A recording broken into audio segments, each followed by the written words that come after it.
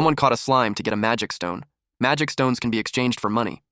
He threw the slime at a tied-up man, and it smacked him right in the face. The others burst out laughing. One bald man said that was a very efficient move. The two main ways adventurers make money in this world are quest rewards and trading magic stones for cash. When they defeat a monster, a magic stone appears from inside its body. The exchange rate depends on the stone. A slime's magic stone is worth about 1 copper coin. The tied man was in terrible pain. His name was Tori. This white-haired guy will be our protagonist. The bully named Kahal grabbed his hair and asked if he was ready to give up. Kahal noticed something. Tori could still move. He reminded Kahal of their deal that if he endured without throwing up, Kahal would give him all those magic stones. The protagonist is Tori, 16 years old, a rookie adventurer, a member of the guild Azure Flame Wings, and his specialty, magic, is life magic. Kahal rubbed the slime across his face, annoyed by Tori's attitude. He couldn't believe a weakling like him was the younger brother of Neil.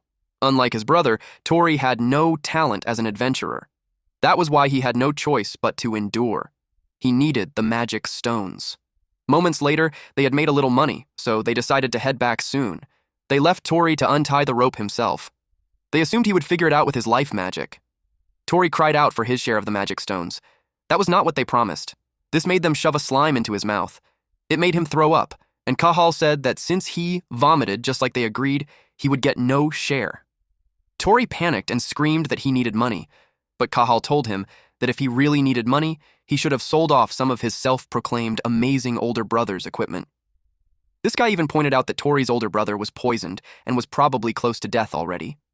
His friends joked that he was cruel, but Kahal told them that if Tori wanted to resent someone, it should be his own weakness. Tori was left tied to the tree. He knew he had to get home fast, so he washed himself there, dried off, and eventually broke free. While doing chores, life magic was the only thing he ever became good at. Thanks to that, he was able to join the town's adventurer guild. But life magic was completely useless in combat. His main job was using that magic for chores during camp. It was not an easy job, but it paid better than most others. He was determined to do his best to support his family. That night, before entering his home, he tried to change his gloomy expression and happily announced that he was home. A girl and a boy were waiting for him. The girl welcomed him back, while the boy complained that he was already hungry. Tori promised to make dinner for them right away. Then he asked how their big brother was doing. The girl shared that big brother Neil had read a book for her. He was happy to hear that.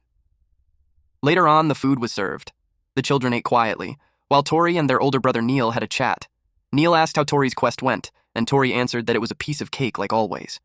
He apologized for putting him through all this hardship. Tori once again reminded him not to apologize. He told his older brother to focus on getting better.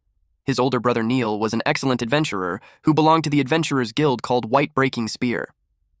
After their parents died in an accident 6 years ago, his brother supported their family all by himself. But 3 years ago, he encountered a basilisk during a quest accident and was poisoned. And his treatment dragged on, while the medicine was expensive. Rent, daily food costs, equipment costs, and other expenses. Even though they lived frugally, the savings his brother earned back when he was an adventurer were almost gone.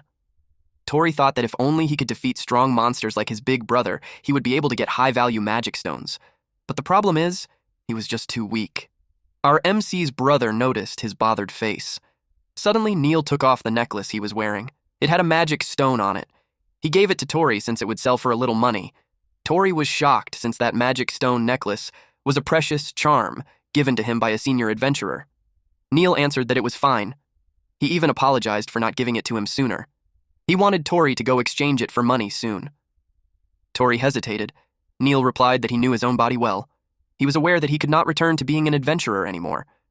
Tori told him not to say things like that, but Neil insisted on giving it to Tori. They both looked glum. Suddenly, their little siblings entered the room. Since they had finished eating, they wanted to take turns looking after Neil. Neil thanked the two of them, Sasha and Liam. They fed their brother. The next day, Tori realized that if he did not work hard, he could not protect everyone. The quest rewards alone were not enough to earn money. That was why, on his days off, he went out hunting alone to get magic stones. But even if he ran around all day, he could not even defeat 100 slimes. He only earned just under 100 copper coins. He needed more money. In the forest, someone suddenly asked him if the Adheen River was over there. Mina, 17 years old, is an archer. She is affiliated with the Azure Flamewings Guild, and she is the admired squad leader there. Her specialty is wind magic. Tori was happy to see her, but she was surprised that he knew her name, so she asked. He explained that he was in the same guild as her. He introduced himself as Tori, the camp liaison. As the ranged squad leader who was recently scouted, he understood why she would not know a low-ranking guy like him. Then he pointed out where the Adhin River was. He explained that there was a swamp on the way, so he suggested that she go around it. She thanked him. He was glad to have spoken to her since she was someone he admired. Then he heard someone calling out to Mina. It was Kahal. He asked what she was doing there on her day off.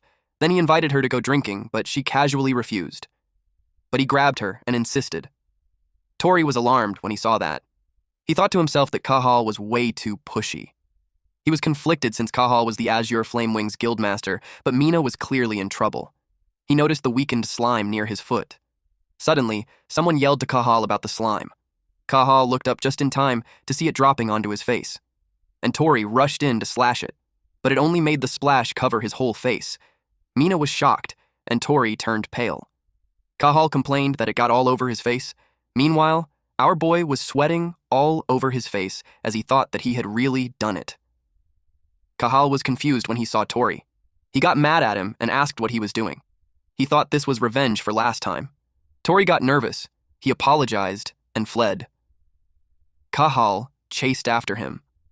Mina watched them and commented that Tori was a strange kid. Tori did not think about what would happen next.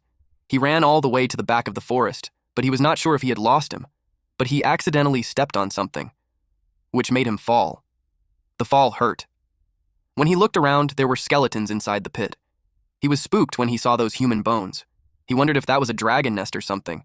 He could not believe a place like that was hidden so deep in the forest. He doubted Kahal would follow him that far, but he had to find an exit fast. His foot bumped into something. It was a book. He picked it up, wondering if it would sell for a high price. He wondered what kind of book it was. He tried to undo the lock, but it would not open. He found it strange, but he was also curious about what was written inside. But if it would not open, there was nothing he could do. But then, the necklace given to him by his brother accidentally hit the book, and it caused a sudden burst of light. Tori was shocked and confused. What the hell is happening? The book exuded powerful energy. Black ink formed across one of its pages. Tori had no idea what it was. It formed a mustache and asked him if he could hear it. Of course, Tori was spooked that the book could talk, which made him accidentally drop the book. The book continued, saying that since he was able to open it, that meant he was a very strong adventurer. The book welcomed him and introduced itself as Beard. Tori had no idea what kind of book this was. He had never seen a talking book before. He considered it dangerous. Then the book asked if he wanted to obtain a real magic stone. Tori was confused. Just as the book expected, he did not know about it. It explained that a real magic stone was called a magic crystal. Beard told him to copy the method written in the book. It revealed that a magic crystal was worth 100 times more than a normal magic stone. This was shocking news to Tori. If that was true, it meant he could get his brother the proper treatment he needed. But it also made him question if he could really trust what the book said. He was worried that the book was some new kind of monster. Beard began with Chapter 1. He taught him how to obtain a slime's magic crystal. Tori was informed that the most important thing when obtaining a slime's magic crystal was not to try, but to kill the slime. Tori was left confused. Slimes were very sensitive to killing intent. Once they sensed even a hint of killing intent, they would become agitated. Their agitation would affect the magic stone, so in order to obtain a magic crystal, he must not let them sense his killing intent.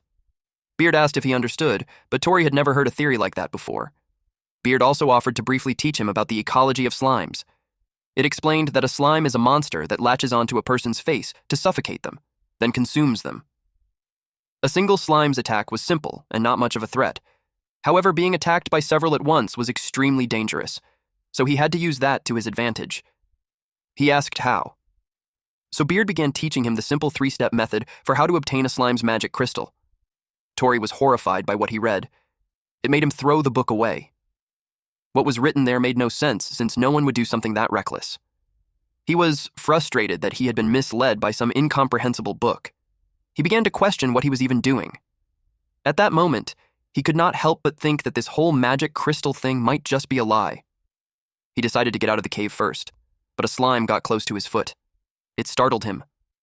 Suddenly, a huge swarm surrounded him. He tried his best to fight back. It made him shriek loudly when one attached itself to his feet. He thought that if he did not go home, no one would be there to make dinner. As he fought off the slimes rushing toward him, he worried about who would earn the money for his brother Neil's treatment. He struggled harder, thinking about who would protect his family. But the slimes kept piling onto him, dragging him down. They became so heavy that he could not move. If this kept up, he was going to be swallowed. The book was just a few inches away from him. He tried to reach for it. He grabbed the book and begged it to tell him the 3 steps again. Beard acknowledged that Tori had made up his mind. Step 1 of how to obtain the slime's magic crystal was to get eaten by a slime. Beard saw that he was already being eaten by slimes. It praised his diligence for already putting it into practice. As the slimes surrounded and consumed him, he urged it to just move on quickly. Before anything else, he was reminded not to forget the pointers that had just been taught to him. Slimes become agitated when they sense killing intent. To keep them from depleting their magic stones, he needed to let go of any killing intent. So, he had to let go of the sword first. Tori knew that if he did nothing, he would die. To get back home alive, he had to do this. He forced himself to believe in what that weird book was saying. He let go of the sword and let those slimes eat him. The slime covered his face and drowned him, but he forced himself to stay calm. Beard encouraged him that he was doing well. Plus, he was told to take a posture that would let the slimes do as they pleased.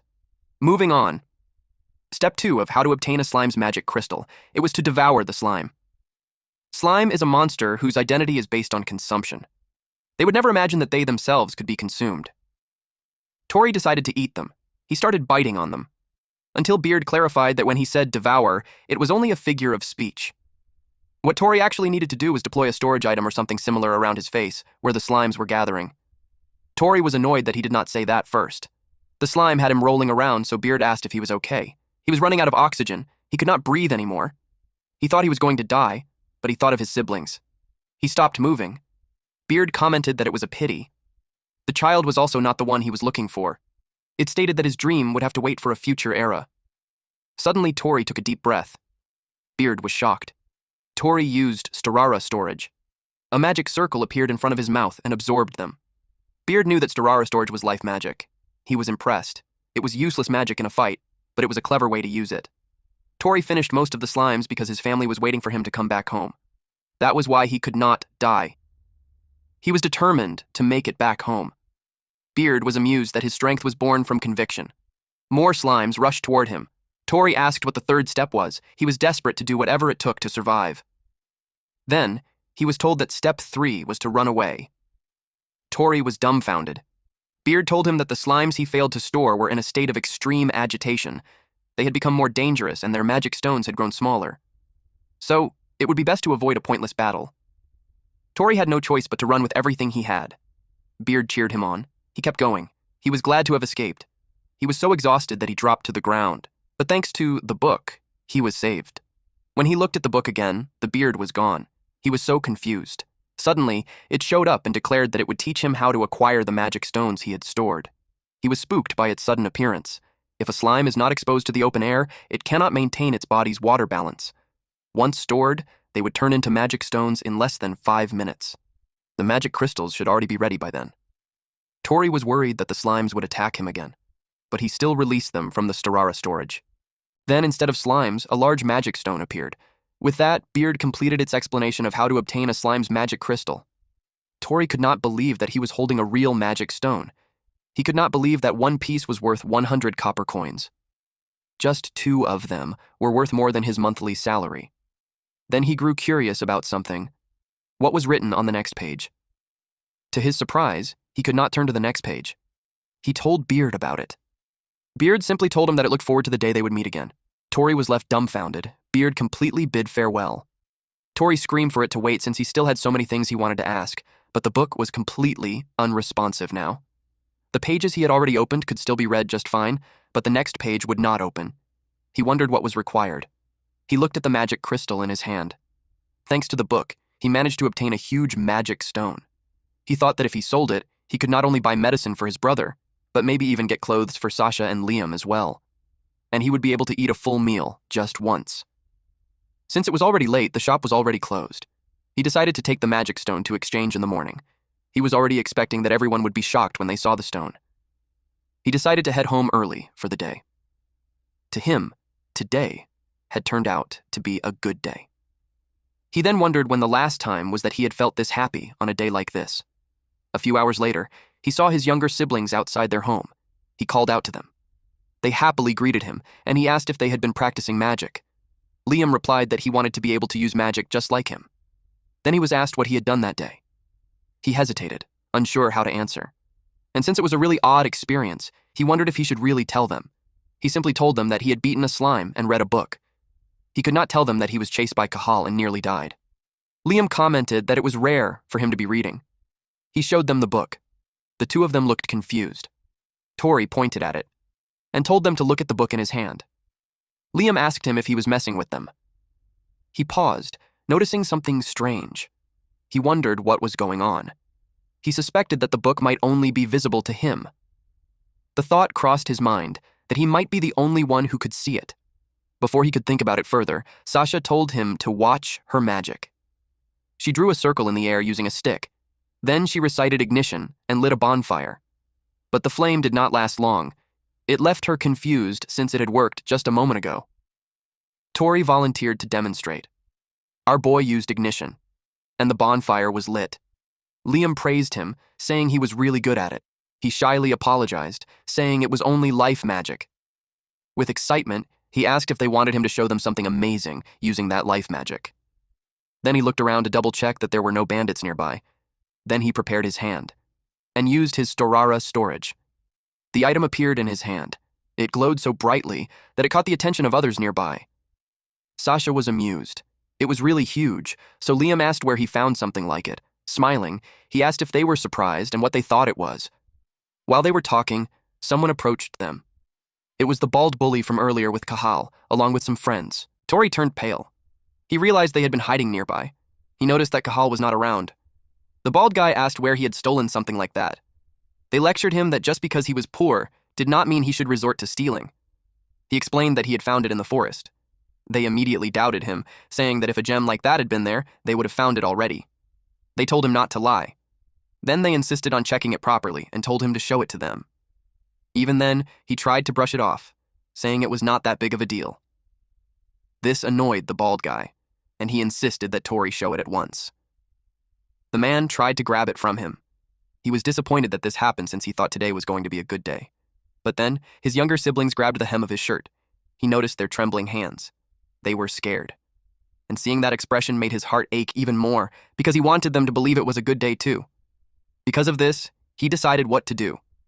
He used his storage skill, and everyone saw the magic crystal disappear from his hand. The bullies wore annoyed expressions as they asked Tori what he had just said. Those were magic stones he obtained by going through hell. He would not give them to people like them. He tried to grab his sword, but to his surprise, it was gone. He suddenly remembered that he had thrown his dagger away when he was fighting the slimes. In that case, he knew he had to think of another way. He whispered to his siblings and informed them that they had to run for a bit. After that, our MC attacked the bonfire with the intention of extinguishing it. Everything went dark. Then he yelled for his siblings to run. The bald guy used acceleration. Tori was shocked. He was suddenly punched and thrown to the ground. All his things spilled out of his bag. The man mocked him, saying he was trying to escape by using the darkness and dismissed it as nothing more than a cheap trick. Before he could react, the man lunged forward and struck him. Liam got worried about him, but he urged him to just go. He assured him that he would be fine, so they only had to get home first. The bald guy struck him hard, sending him crashing down. The man told him that he was weak, accusing him of just putting on an act. To counter the incoming attacks, Tori used illumination.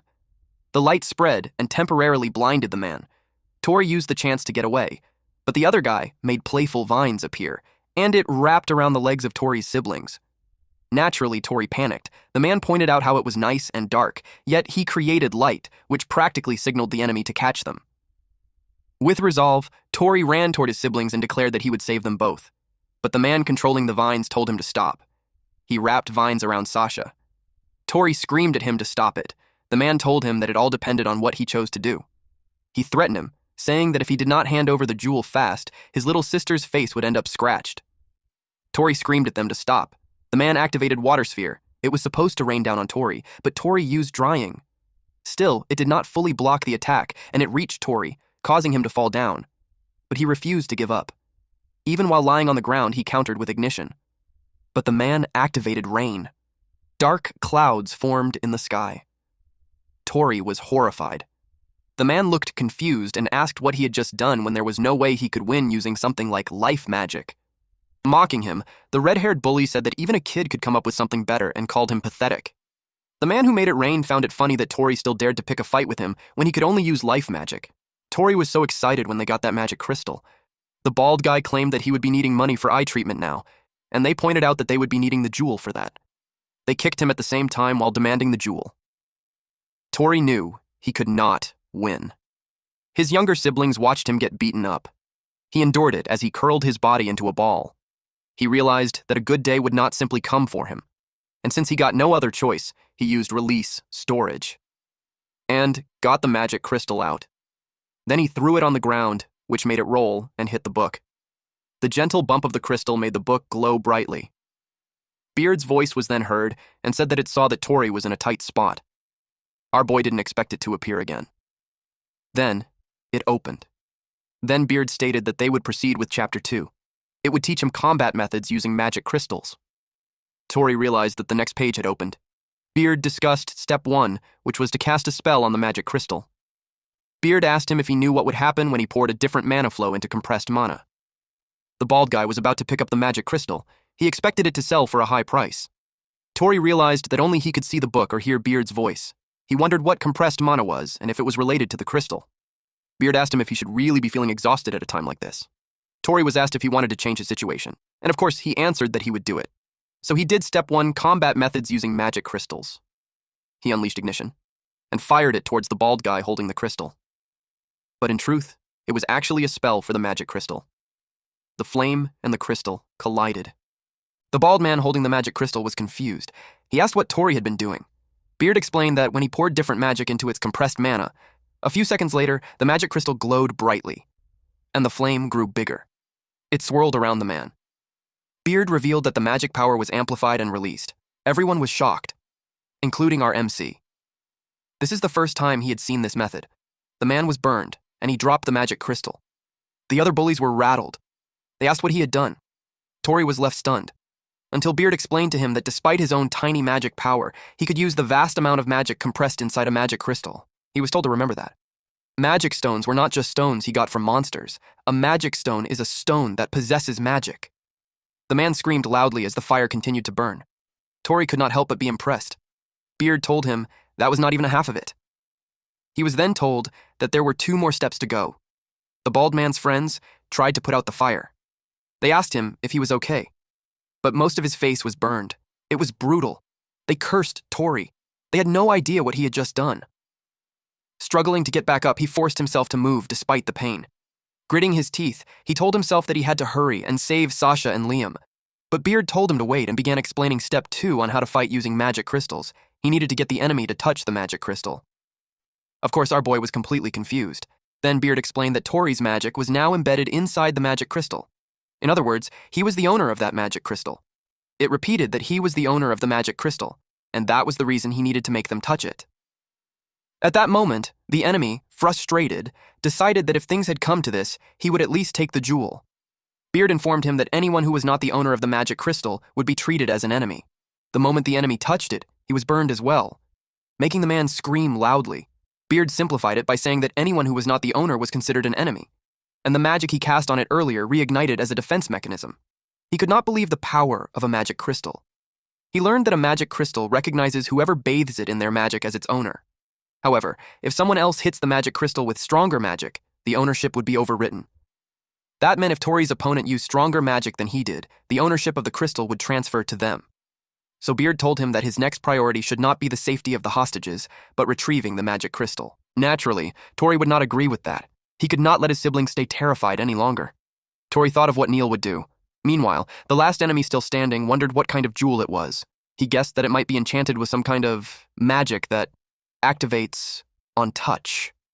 Despite the uncertainty, he wanted to do something. He was willing to risk it all. He decided to destroy the stone. Beard realized that the situation was bad. At this rate, the ownership of the magic crystal would be transferred to the enemy. And if that happened, everything would be over. It noticed that Tori still did not know how to fight properly. It told him that he needed to instill a sense of defeat in his opponent, or the nightmare would continue. What he truly needed was composure, the ability to calmly assess the situation. Moments later, Tori picked up the magic crystal. The last enemy looked terrified. Beard went quiet. Tori's gaze was intimidating. Beard was surprised that he was not going to save those two children first. Tori replied that he thought about what Neil would do. His brother was always calm. In his memory, his brother would stare down his opponent and never lower his axe until the enemy was gone. And besides, Beard had saved his life, so he trusted it. He decided not to hesitate anymore. Beard was pleased. He praised Tori by saying, "That's the spirit." After that, they proceeded with step 3. The man was annoyed that it felt like Tori was looking down on him. He wondered why Tori was the only one who could touch the jewel. He refused to let Tori win just like that. He targeted those two children instead. He wrapped them with vines. The situation was bad. Beard told him to do step 3, to imagine the monster that dropped the magic crystal. Tori was dumbfounded, because that monster was a slime. But as soon as he thought about it, the magic crystal transformed into a slime. Beard saw that he had potential.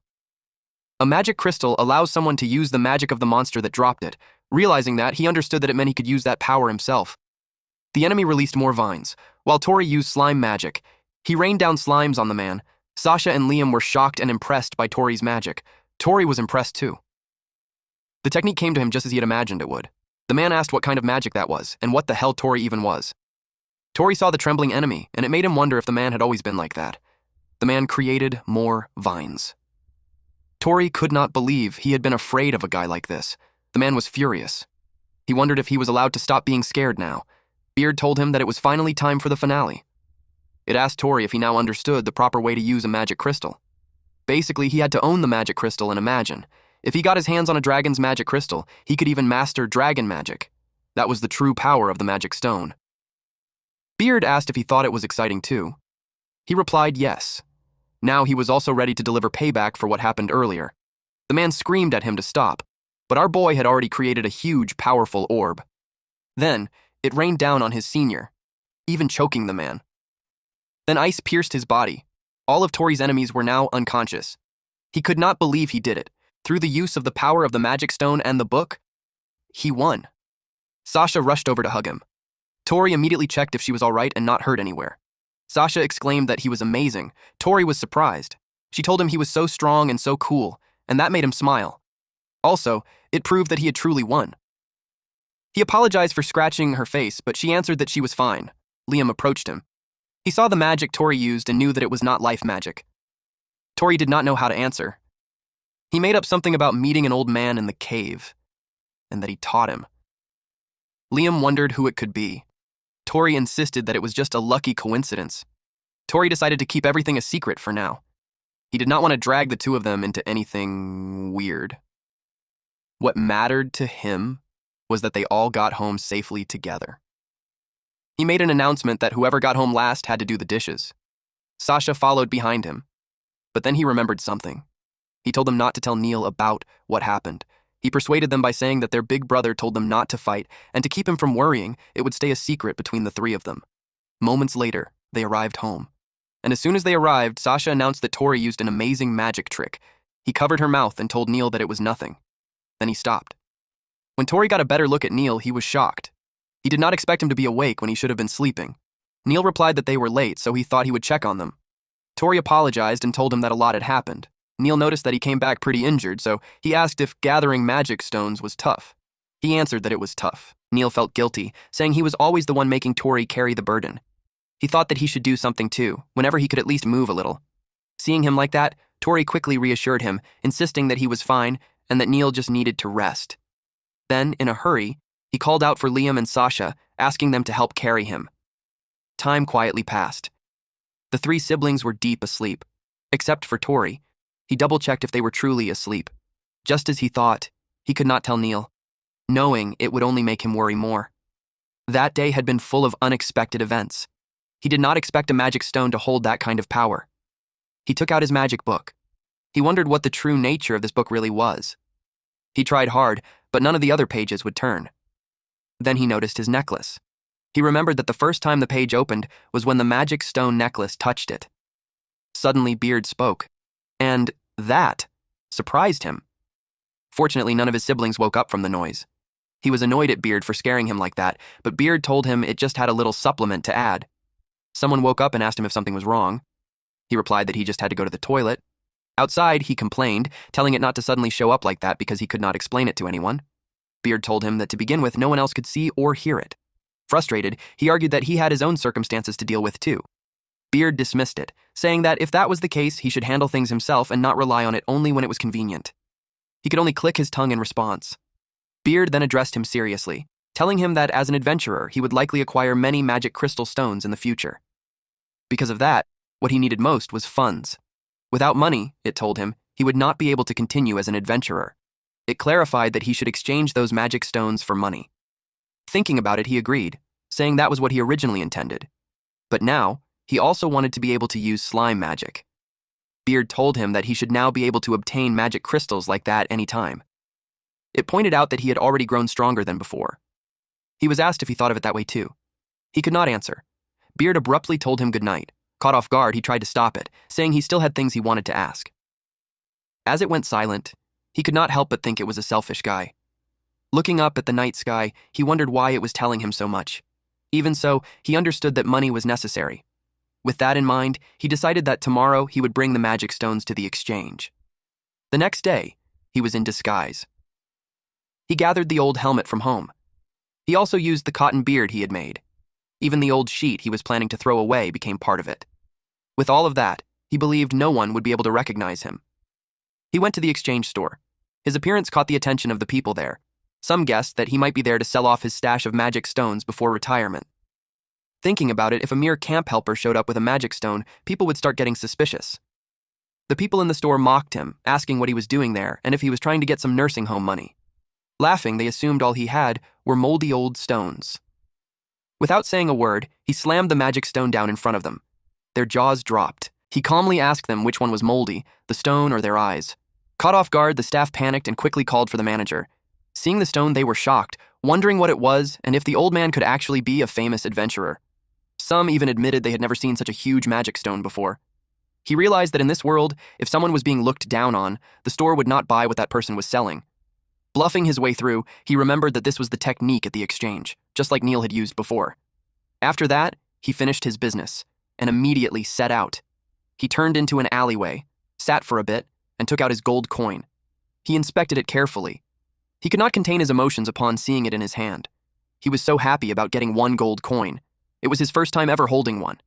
Just like Beard said, it was worth 100 times a slime's magic stone. At this point, he had taken off his disguise and thought that with this, he could already cover Neil's treatment fee, and even their rent for the month could be paid. Excited, he also thought about buying shoes and clothes for Liam and Sasha.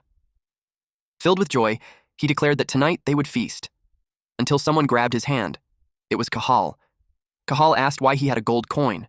Tori was shocked. Then he felt rage. Tori was angry since he had finally gotten his hands on a gold coin, and he was found by those guys in an alleyway. But to his surprise, the gold coin was gone. Even Kahal was dumbfounded. They saw the culprit running away. This person had the gold coin between his fingers and told them that their story was like two dogs fighting over a bone while a third ran away with it. Then this person jumped side to side across the buildings to reach the roof. He landed safely and bid goodbye to Mr. Careless. Tori and Kahal were stunned, and they both yelled at the person to give back their gold coin. Tori could not believe that the man had gotten away. He wondered what that guy was all about. Even though he had finally earned one, he could not help but think that in the end he was still broke. He took out his magic book and asked why it did not help him. But the magic book stayed silent. He kept asking why not. He had told his siblings they would have a feast before he left home, and now they would be disappointed. He announced that he was home. When he opened the door, he could hear his siblings calling out for Neil and telling him to hang in there. He panicked. He rushed toward the room and asked what had happened. Neil was not looking good. He was in excruciating pain. Without wasting time, he told Sasha and Liam that he was going to get the doctor. He instructed them to look after their brother while he was gone. They quickly agreed as he rushed out. Neil had been afflicted with basilisk poison for a long time now. Although he had been stable recently, the poison was eating away at his body. He hoped Neil would hang on a little longer and not leave them yet. At the clinic, he barged in, calling for the doctor in desperation. The doctor was telling someone that he was out of medicine. The person in the white robe asked if there were any materials needed so he could go and get them. The doctor hesitated, unsure how to respond. Then the person in the white robe and Tori's eyes met. Tori recognized him and shouted, calling him the thief from before. He saw the gold coin on the counter and immediately grabbed it. He demanded that he return the gold coin, claiming it was his. But the person in the white robe grabbed it first. Then he denied it, saying he did not know what Tori was talking about. This made Tori furious. Before things escalated further, the doctor told him to calm down and asked what the matter was. Tori suddenly remembered his purpose. He told him that Neil was in a lot of pain and that it was really bad. Hearing that, the doctor admitted that the situation was not good. But before he could say anything else, Tori pleaded with him, promising that he would definitely pay later and asking him to just give him the medicine for now. The doctor explained that it was not a matter of money. He revealed that they had run out of the dryad's lost seed, a necessary ingredient for the poison cure. Tori was left speechless. The doctor explained that the supply from outside the city had been cut off recently. He was just explaining to the person in the white robe that he could not make the medicine either. Tori was worried because, at this rate, they would not make it in time. The doctor offered to examine Neil. The person in the white robe immediately said he would go and get the ingredient, saying his little brother's life was on the line. Tori was shocked. The doctor stopped him, apologizing and saying he could not let him go alone. He explained that he had already sent a request to the guild, and they needed at least 10 adventurers for it. Hearing about the quest, Tori realized something. He urgently asked the doctor if he knew where they could find the ingredient. The doctor told him it could be found at the base of the Great Mother Tree in Guruma Forest. However, he warned that it was a dangerous place where monsters often appeared. Without hesitation, Tori declared that he would go. The person in the white robe was surprised. The doctor was shocked that Tori said that. He refused, saying there was no way he could take responsibility for that. But Tori insisted, telling him it would be fine and that he would come back alive. Still, the doctor could not believe him. The man in the white robe repeated that he had already decided to go. This caught Tori's attention. He explained that he also needed the same ingredient right away, and he had been to Guruma Forest a few times before. He introduced himself as Clegg. Tori hesitated for a moment before introducing himself. Then he said that he would take the gold coin back once everything was settled. Then he asked the doctor if they could go since there were 2 of them already. The doctor told them it was not okay, but he knew Tori would still go. The doctor eventually agreed. He added that he would watch over Neil's condition and report to the guild. He warned them not to do anything reckless. Tori thanked him, and they left. The doctor told them to be careful. He also warned them about a rumor that the monsters in that forest eat adventurers. In the forest. They were already pretty deep inside. Clegg told him that the Great Mother Tree was in the deepest part of the forest. He asked if Tori was already tired. Tori replied that he was not tired at all. Clegg warned him that he had no obligation to cooperate, and if Tori could not keep up, he would be left behind. Tori saw that he moved fast. Then he remembered what Clegg said earlier about his little brother's life being on the line. It made him wonder if Clegg's family might be sick too. In that sense, he felt their situations might be similar. Before he could think further, the man suddenly said they had arrived. They stopped in front of a huge tree. Tori was impressed since he had never seen a tree that big before. Clegg pointed at something. It was the dryad's lost seed on the ground. Tori was so happy that they found it faster than expected. With urgency, he suggested they hurry back and have the medicine made. But Clegg told him to wait. It made him stop running and ask what the matter was. Clegg reminded him that he had been warned. But Tori could not understand what he was talking about. Suddenly, a plant with wide mouths emerged and knocked him off his feet. Tori wondered what it was. He was falling right into its mouth, and it swallowed him. He could not believe that he had just been eaten. The plant was called Eater's Planda. It was a monster that devours humans and continues to grow without end. Clegg knew it would not let them easily take the dryad's lost seed. Eater's Planda digests things instantly. Once a person was swallowed, survival was almost impossible. And just like that, Tori was eaten in an instant. He realized he was in serious trouble. The plant secreted liquid onto Tori, and it melted his shoes. He realized how bad the situation was. He had to get out of there immediately. His hand slipped, and he fell. He landed in a pool of that liquid. He could not believe it. It made him think that he was just going to melt away, until he felt something hit his shoe. He was surprised by what he saw. It was a magic crystal. He wondered why there was a magic crystal there. He thought that if he summoned Beard, maybe it could do something about the situation. But when he took it out, it slipped from his hand. He swam toward it. Fortunately, it fell right onto the crystal. It glowed brightly, making the liquid fade away. making him fall to another layer inside the plant. He groaned as he pulled himself up, realizing the mucus was suddenly gone. Beard spoke, telling him that it had been a close call. Luckily, a magic crystal had just happened to be there. He was happy to hear from Beard. Beard explained that they were inside Eater's planda, and the magic crystal was from the rock birds that had been eaten by it. Tori finally understood the situation. Beard admitted that it would answer when called out that way. It was designed to respond to strong bursts of mana. If he waved a magic crystal and called out, it would answer. Frustrated, he complained that it should have been explained sooner. Beard casually apologized. Looking around, he realized the situation was as bad as ever. It sarcastically stated that it was such a warm welcome. Then, without wasting time, the book told him to begin. It introduced Chapter 3, How to Obtain Eater's Planda's Magic Crystal. Meanwhile, Clegg avoided being eaten by it. He expected it to slow down during digestion, but that was not happening. He thought that the creature might have digested the guy too quickly. Even so, he realized that everything had happened far too fast. At the same time, the man understood that without the Dryad's lost seed, the boy could not be saved.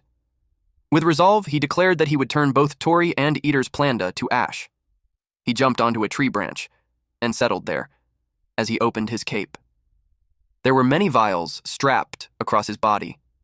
He knew that plant-type monsters were weak to fire. He opened one vial. It was Flamehawk magic powder. Then he opened the vial for slime magic powder and bomb turtle magic powder. He mixed everything and threw it onto Eater's planda. It was an explosive mix. The plant burned. It could not extinguish the fire and rolled across the ground. He noticed them circling beneath him. He used rabbit magic powder and rockbird magic powder. The fire died out, and it attacked him. He noticed how it was rubbing itself against the ground. He wondered if it had intentionally put out the fire on purpose. He grabbed 2 more vials and opened them. He realized that this creature had real intelligence, meaning it was a highly evolved specimen. He mixed the vials, and it released a beam toward Eater's planda. Then he was engulfed by a slime as he used Soaring Leap. It tried to eat him while he was mid-air. Fortunately, he was able to avoid them at the last second. Then he noticed something. The creature did not have teeth yet. Its stalk could not detach from the roots. Even though it was growing, its biology was the same as the normal type. He landed with his back to it, and it wrapped around his torso and slammed him into the ground. It made him spit blood. He worried that he was going to get eaten. Unexpectedly, they moved erratically. He could not believe that it started convulsing. He took his Purple Panther magic powder and Wolf Helm magic powder and threw them. Allowing him to use Axel Mix, Eater's planda chased after him, but he moved fast and intentionally tangled them together. It was intelligent, but it was still at a child's level. He planned to destroy its nerves from the outside. He then prepared multiple types of magic powder, poison feed, fly moth, and acid bee. He mixed them all together, creating the technique Dissolve Mix. But the creature's body was still intact. He clicked his tongue, realizing the creature was tougher than expected. Even so, he managed to slow it down. Suddenly, someone thanked him for holding it in place. It was just as he thought. The body of the creature was being attacked from the inside, and it burst open. A cocoon dropped onto the ground. Clegg was dumbfounded when he saw it. It started to crack, and Tori emerged. Tori exclaimed how close that had been. He almost got digested for real. He muttered that getting eaten by a monster once was more than enough. Then he felt Clegg's gaze on him. He did not expect to see him there.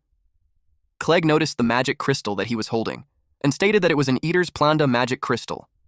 Then he questioned him, asking what exactly he had done inside its stomach. Tori was unsure how to respond, but he knew that if he did not answer properly, it might be forced out of him. Memories of being bullied surfaced, reminding him of how things used to go.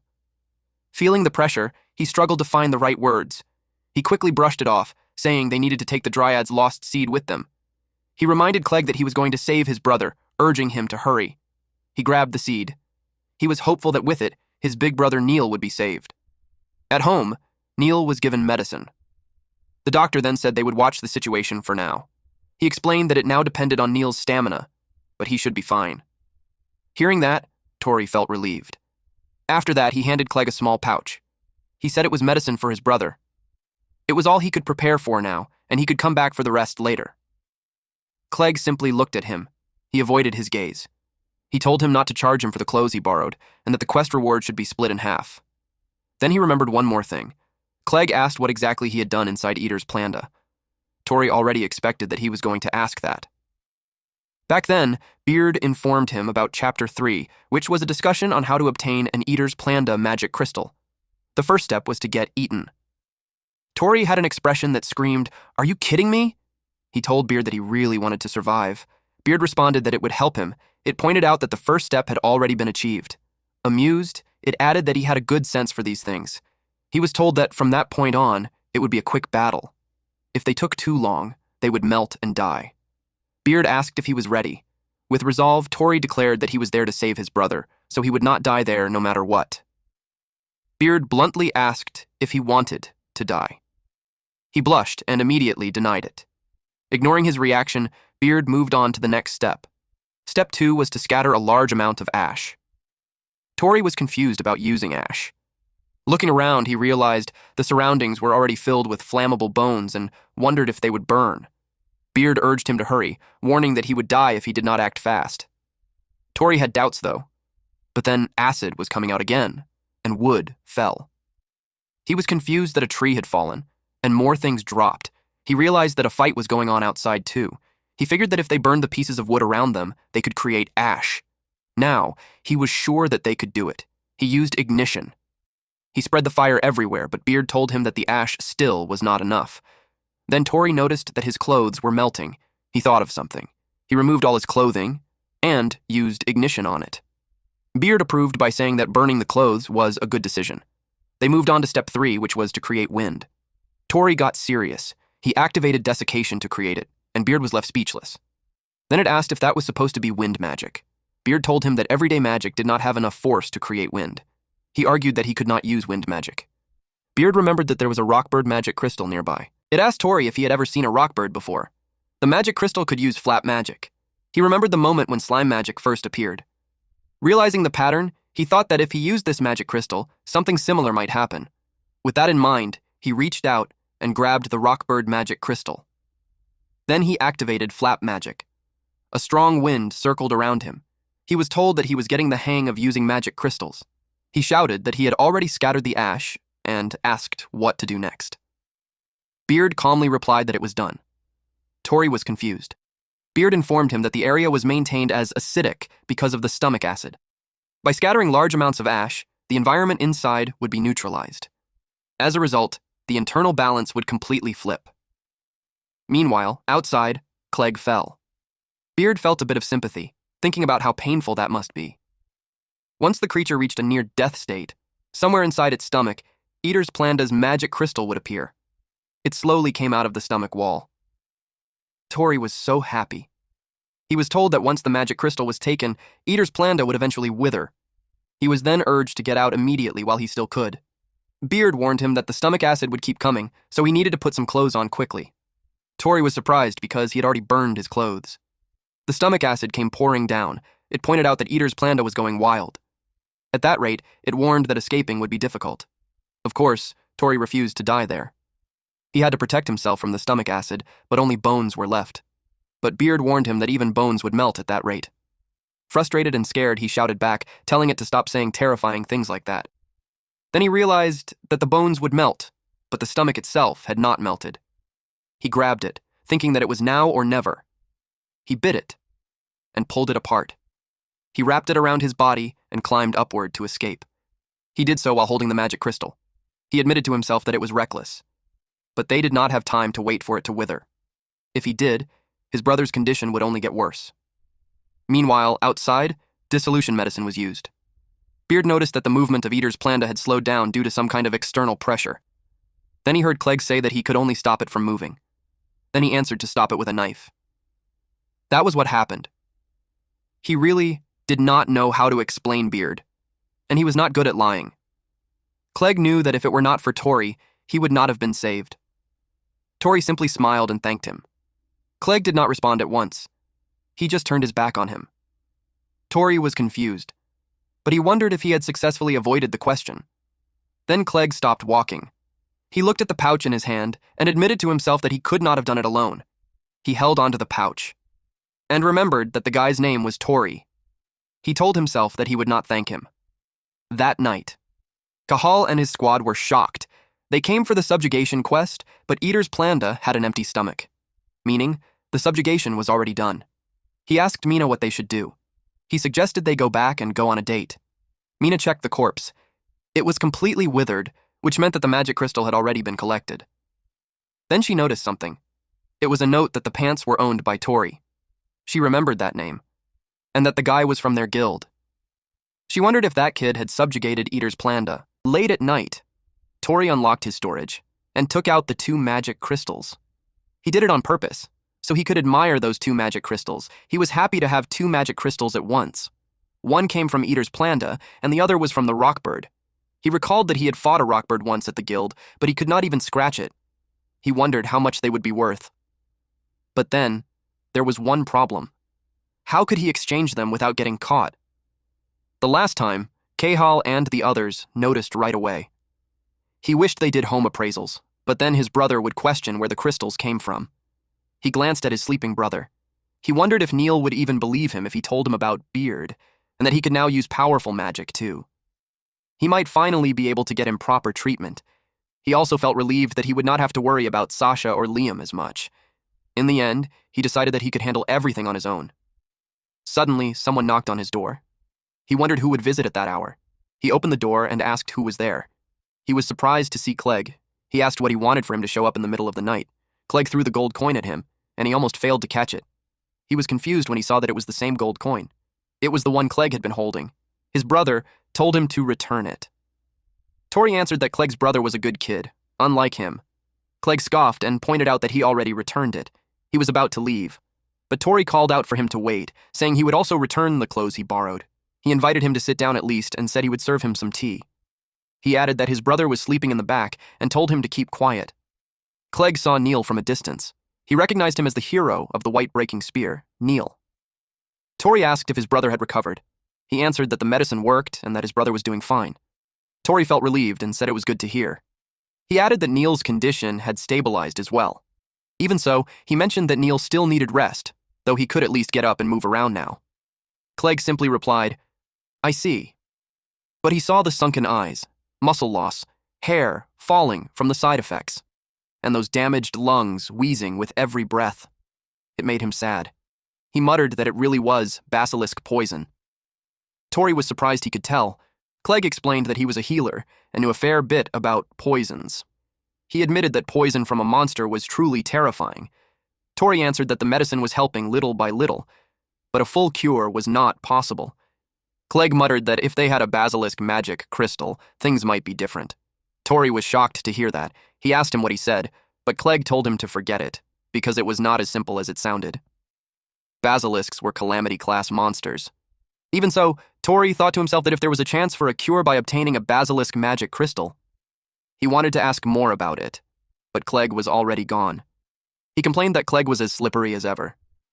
Still, he held on to the chance to finally cure his big brother. So, he wondered if the book could make it possible. Tori sat and read. He'd been able to unlock more pages from it. He learned that combining crystals could unlock new ones. Then, one page caught his interest. There was a list of different types of magic crystals, like the slime magic crystal, Eater's Planda magic crystal, and the rockbird magic crystal. He wondered if the book was some kind of encyclopedia. It contained all the crystals he'd collected so far. One entry described the slime magic crystal, a clear blue crystal that generates slime magic. It also noted its value, estimated at around 38,000 to 52,000 G.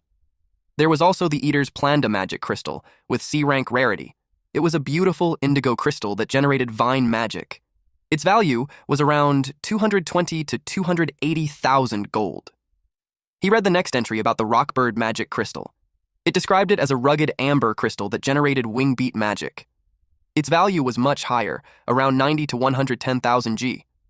Out of nowhere, Beard commented that Tori had finally noticed something. Of course, its sudden appearance startled Tori. He told it not to suddenly appear like that. Beard told him that those records in the encyclopedia were pretty handy. Tori admitted he'd never seen those pages before. He only read what was available. Beard replied that once he inscribed them, knowledge was added automatically. It had unlocked part of its knowledge for him. Tori was confused why it would do that. Beard continued, explaining that there were 100 types of magic crystals in the world. It wanted him to collect all of them. Shocked, he asked why it had to be him. It answered that it was because it trusted his ability. It asked him if he wanted to cure his brother's illness. Hearing that, he froze. Then it explained that it contained all the knowledge about magic crystals, but it also admitted that it was just a book. It could not hunt monsters on its own, and meeting him gave it an idea. It proposed a deal. He would gather the magic crystals. In return, it would share its knowledge with him. It pointed out that their interests aligned perfectly. He felt uneasy, saying it sounded like making a deal with the devil. He's also well aware that there were plenty of stronger adventurers out there. Beard laughed and said he didn't understand his own true value. Confused, he repeated the word, questioning what it meant. Beard was about to reveal something, when they were interrupted by a loud noise. Beard found the aura familiar. Tori was shocked. He rushed to check it. There was a monster wreaking havoc in the city. He could not believe the city was being destroyed. And that monster looked familiar to him. It was the basilisk, the one that left Neil in that condition. Basically, Tori's sworn enemy. He brought up what Beard mentioned, that their interests aligned. Beard confirmed that. That made him determined to take the magic crystal while Beard lent him its strength. Beard stayed silent, and eventually, it agreed. So, their Chapter 4 discussion was how to obtain the basilisk's magic crystal. People ran in panic as a massive basilisk appeared. They shouted for everyone to run, warning that they would be crushed. Amid the chaos, a child cried out, calling for his mother. Terrified and alone, he desperately looked around, shouting for her. But then, a building was about to fall on them. Fortunately, a man with a huge hammer arrived. He caught the child while smashing apart the falling section of the building. He told the child that everything was all right. The mother spotted the child. She was relieved to finally find him. The child ran to her. The mother thanked the man for saving them. He told them to run carefully and head to higher ground since the rescue team would be there. They agreed and quickly left. The child asked the mother about the man, and she answered that he was the strongest adventurer in town. He was introduced as the guild master of White Breaking Spear. His name was Angus, also known as Black Iron's rabid dog. He was a 37-year-old adventurer. He specialized in striking magic and stood as one of the strongest figures in the guild. He noticed a line of ants near his feet. He apologized for almost stepping on them. He thought they were evacuating too. With confidence, he told them not to worry and to leave everything to him. He declared that he would restore peace to the town in no time. He dragged his hammer to draw a line. It was the mark of the place he needed to protect. And then the basilisk noticed him. Angus didn't waste his time and immediately used Black Iron's thorn. A pentagon-shaped barrier formed in front of the basilisk. He swung his hammer. Dark energy surged from the pentagon and burned its body. He told the basilisk that from that point onward, entry was forbidden. The basilisk hissed at him. He had no idea why the monster known as the Mad Poison Basilisk had suddenly appeared in town. But what he did know was that it was Neil's enemy. Without hesitation, he launched an attack. He was determined to take its head right there and then. After his attack, he commanded his reinforcements. The archers prepared to strike. They simultaneously unleashed piercing arrows. The arrows they fired were not getting through at all. They reported to Angus that the scales were too hard. Some of them even thought it was impossible. But Angus shouted at them not to get discouraged and said the rest of the team would arrive soon. He told them to keep firing. Even if 100 arrows were shot and only one landed, it still dealt damage. And if they shot 1,000, that meant 100 times the damage.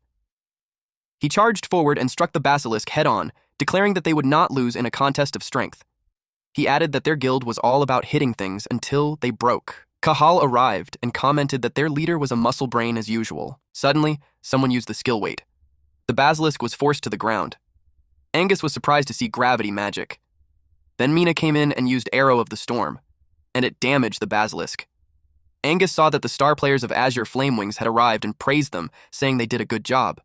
Calling them by name, he acknowledged Kahal and Mina. Kahal joked that it was called a star's entrance. At the same time, Clegg used bombing medicine on the basilisk. Angus acknowledged his arrival. Clegg apologized for being late and asked about the situation. Angus replied confidently, saying he had not let it cross the line yet. Clegg just scoffed. Meanwhile, Kahal wanted to say Mina did a good job, but it looked like her attack was not very effective. The townspeople cheered as they saw White Breaking Spear and Azure Flamewings arrive. The arrival of the town's two major guilds made them believe everything would be fine now. Hope spread through the crowd as they placed their trust in the adventurers. From a distance, people shouted their support, calling out to Mina and the others to hang in there. Kahal was unhappy when he noticed no one was cheering his name. One of his members told him that he was the heel of the town, but he found that unacceptable since he was the guildmaster of Azure Flame Wings. He decided he needed to redeem himself. With a grin, he shouted for everyone to move and charged forward. Seeing him rush in, Angus called out to his guild members and told them not to let Azure Flame Wings get ahead of them.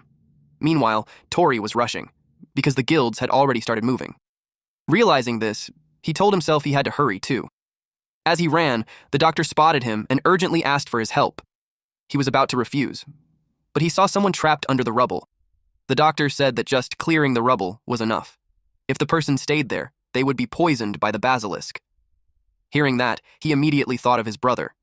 Tori was horrified, so he moved to help, and they were able to pull out the woman.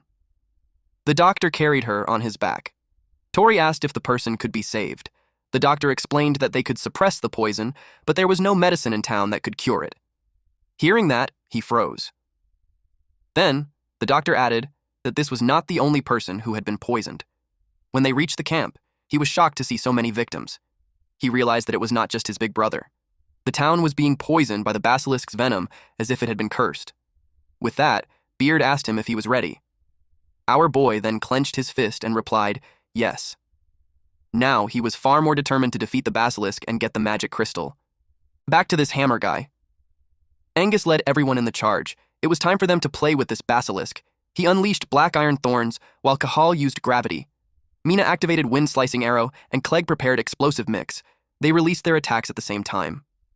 But Clegg found it strange. One of the archers even pointed it out to Mina.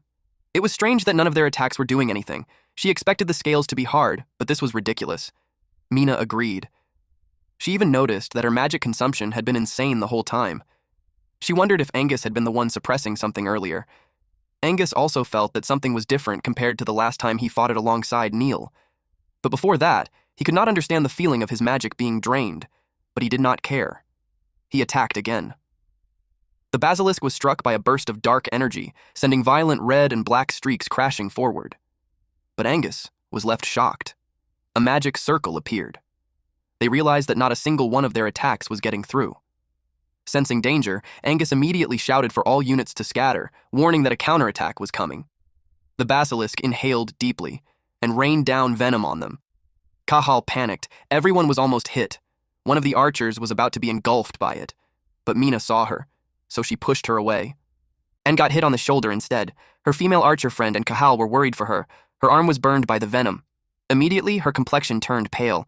The others suffered the same fate. Some were even hit in the face. Angus realized that everyone was being overwhelmed by the basilisk's poison. To him, it felt just like that time when Neil's power was taken away. He lamented that event. Because back then, he was the one who was supposed to protect his comrades. He blamed himself for erasing Neil's future. Neil was the hope that led everyone. He was lost in thought until Clegg yelled at him to dodge. The venom was about to rain down on him. He noticed the cat standing on his drawn line. He called it an idiot for being outside the line. Suddenly, someone used vine magic, and the vines formed a barrier that shielded Angus from the venom. Angus was shocked. Vine magic was used once more, and the vines wrapped around the basilisk. It sprayed venom again. Then this person used storage release, and used wingbeat magic to disperse the poison. Cahal was caught off guard and asked what kind of magic that was. They could not believe that the poison had been blown away by wind. Clegg saw who it was. The person's back was turned toward them. Angus thought it was Neil.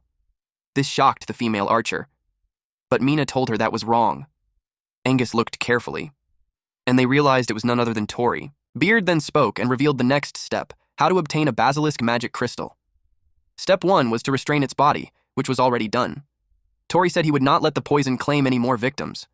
With a determined and pissed look on his face, our boy declared, "I'll be the one to get the magic stone crystal." Beard agreed with him. At the same time, Cahal questioned who had called Tori. He added that it did not seem like normal life magic. Then he asked who had just called him Tori. One of the guild members pointed out that he had already told him Tori started using strange magic recently. Mina was surprised to see him. Even Clegg was caught off guard. Angus kept watching him. He could not believe that it was Neil's little brother. Seeing him now, he could not help but think about how much he had grown. Clegg asked why Tori was there. Tori questioned why Clegg was the one fighting a basilisk and what he was even doing there. Clegg reminded him that he was an adventurer too. and a member of White Breaking Spear. Tori was surprised and asked if it was the same guild as his brothers. Clegg confirmed it, adding that he joined after Neil did. Suddenly, Angus rubbed Tori's head. Angus asked if Tori was acquainted with their ace. Tori recognized Angus. Angus knew that the bird magic was Tori's technique, and Tori confirmed it. Angus thanked him and told him it was a good technique. He then instructed Clegg to go help the ones who were poisoned. He also told him to take the dog with him because he could not protect him if he stayed outside the line. Clegg was confused about the dog. Then he noticed it, a small dog nearby, reacting nervously. Tori noticed how, even in the middle of battle, Angus was thinking about people more than just the fight.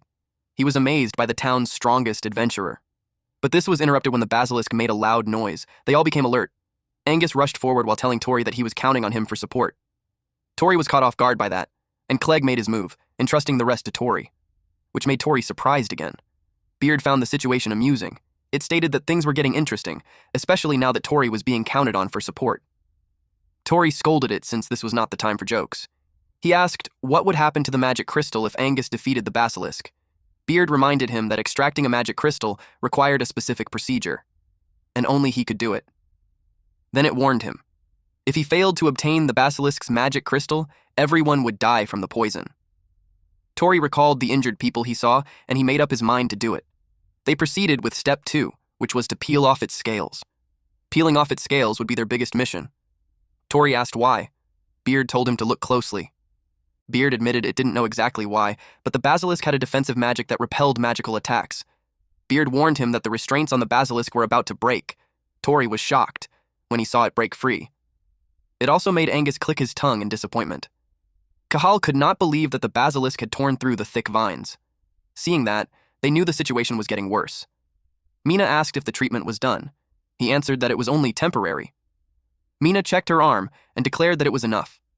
She prepared to attack because they could not let it move any further. Angus told them to hit it with everything they had. So they attacked at the same time.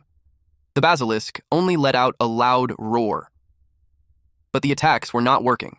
The basilisk sprayed its poison again. Seeing that, Tori grabbed his magic crystal once more and used flapping magic. This made the basilisk scream loudly, and it attacked using its body. Angus blocked it, but he realized that its body was too heavy. Tori got worried for him, but all he could do to stop its attacks was use bird magic and flapping magic. If attacks did not work because of its defensive magic, then peeling off the scales would be even harder. Beard informed him that any magic would do as long as it was not physical type. It pointed out that a magic crystal's power was not limited to just one thing. Tori thought of the magic crystal guide. He knew there had to be some other magic written there. Looking through the book, he found information about the Eater's Planda magic crystal. It was described as a rare crystal that generated bird magic. He complained that it only had bird magic. Beard clarified that it was the main magic. It reminded him of what it said when they made their contract. It had not chosen him just because he was a strong adventurer. It was because he had a heart that never gave up no matter the crisis, and the drive to turn his imagination into reality. It reminded him not to forget that someone who could imagine a path to victory, even in hardship, was stronger than anyone else. Hearing that, Tori began to realize something. Since meeting Beard, he had been able to do things he never expected. With that, he called out the Eater's Planda magic crystal. He thought that if his imagination could become reality, then he could do it using that. Tori tried to clearly remember the inside of Eater's Planda's stomach. The magic crystal glowed brightly. Then Eater's Planda took shape, and he made it use acid magic. It opened its mouth and sprayed acid on the basilisk. The basilisk screamed loudly when the acid hit it. Clegg could not believe that Eater's Planda could be summoned, and Cahal noticed that the tough scales were melting away. Angus was impressed when he saw the power of Neil's brother. The basilisk was left injured. Beard was amused by his idea of using the acid. For Tori, Eater's Planda was a monster that dissolved things with acid. Beard commented that it was a good imagination, and that was the reason it chose him. It told him to do step 3, which was to sever the basilisk's head, but its head was far above him. Beard mocked him, asking if he was backing down now. Tori admitted that he did not expect that task, but then he noticed a sword. He felt more confident now that he had one. He was surprised when a sharp pain made him drop the weapon. His hand hurt. Beard reminded him that when he obtained the slime magic crystal, he went through a step where he let go of his weapon. So now, he was in a state where he no longer had a weapon. Tori could not believe it. He questioned it, thinking that rule only applied to slimes. He wondered how he could possibly cut off the basilisk's head. Beard told him that the procedure for obtaining magic crystals had not changed. It warned that if he did not follow it, he would not get the magic crystal. Then it urged him to hurry, warning that he was about to be attacked. When he turned around, the basilisk's mouth was just inches away from him, and it inhaled deeply. Tori realized he was about to be hit with poison at point-blank range. He knew that flapping magic would not make it in time. It sprayed poison. Everyone was worried for Tori. Tori just covered his face with his arms, and when he opened his eyes, he saw that someone had protected him. He was dumbfounded. It was Kahal who took the hit for him. He asked him why. Kahal shouted at him to stop, saying he was trying too hard to do everything on his own. He declared that he did not do it for Tori. Instead, he did it because he was the guild master of Azure Flamewings, that only when he showed what he was capable of would their guild truly shine. He grabbed Tori's collar and asked him if he was going to win, he should stop hesitating. Tori was caught off guard. Kahal then mocked him for joining his brother's guild and slacking off. He was pissed that Tori could not even move properly unless others helped him. Frustrated, he told him that if he thought he could do it, then he should prove it himself, and not act like a hero just because he was in his brother's guild. He advised him that if there were people nearby, he should run ahead of them and not hold him back. He asked this idiot if he understood. While they were busy, the basilisk was about to hit them with its tail. Angus blocked the attack. Kahal clicked his tongue. He was frustrated that Angus was always stealing the credit. He lost his strength, and he was in bad shape because of the poison. It made Tori panic. Angus told him he would take over, saying the basilisk's scales had already been peeled off. Now, he would handle the final blow. But Tori protested, saying that if he did that, no one would be saved. The basilisk attacked again, so Angus carried Tori and Kahal away from danger.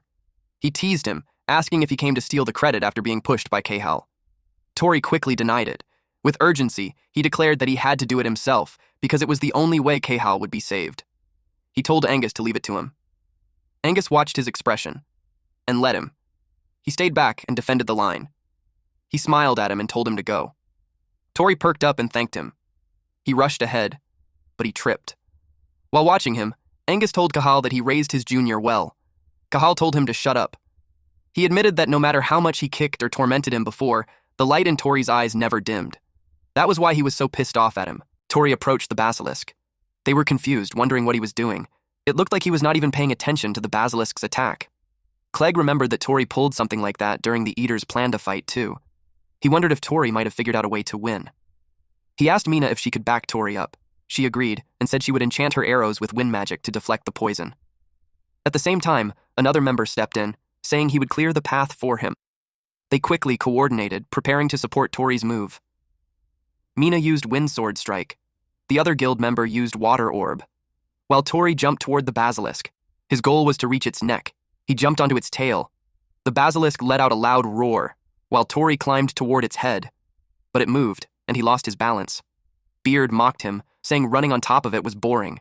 He yelled at it to shut up. Angus realized that Tori was going straight for the neck. He helped him by unleashing a powerful attack. Then he offered his hammer to Tori to help him get up there. Tori was surprised. He landed on the pentagon barrier. Angus screamed at him to finish it.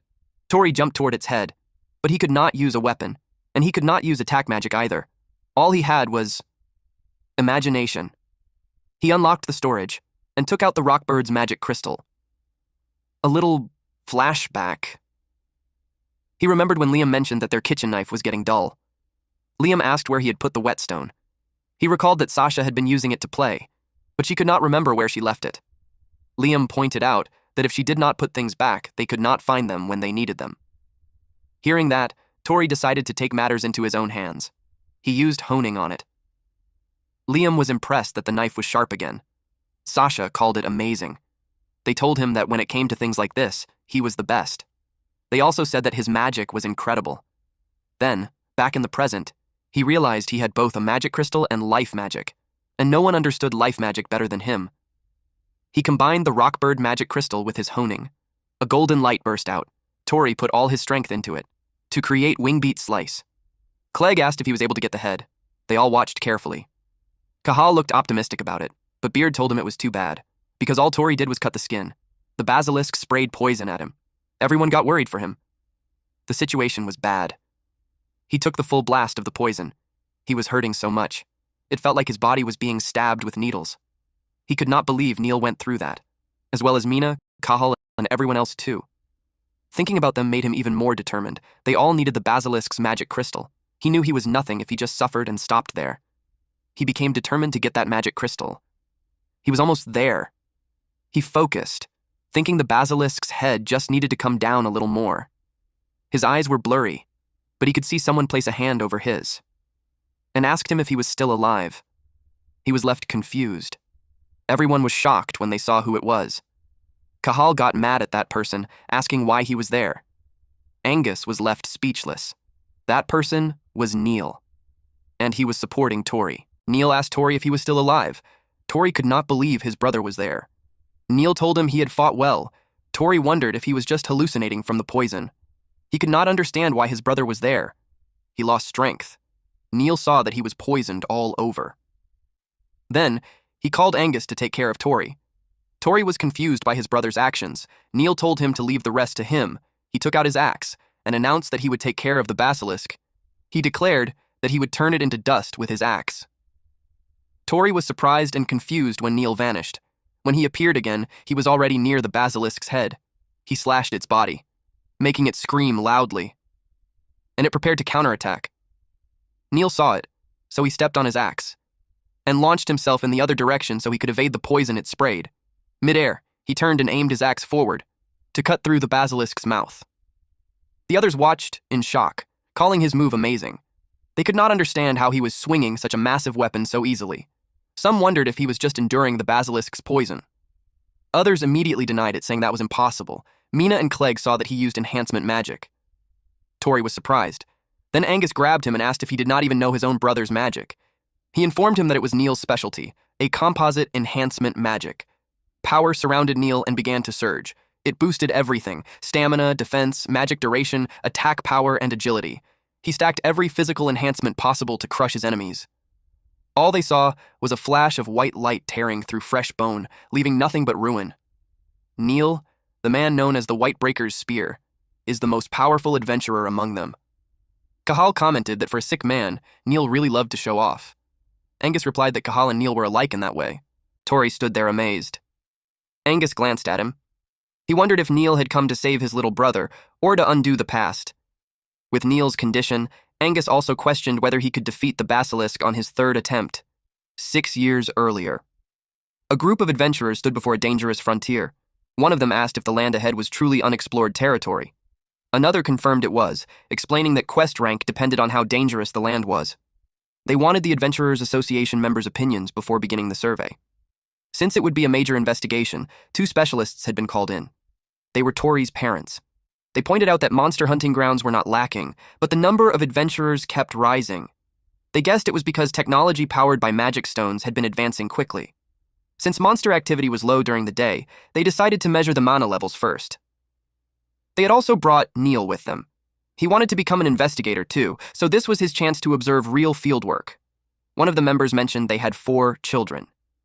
If all of them became investigators, their family would become an elite household. Tori's mother smiled and replied that with both parents working for the association, the children might grow lonely. They rarely got to go home in this line of work. Their friend laughed and said that being an investigator meant long journeys far from home. Then he grinned and promised he would be Neil's bodyguard today.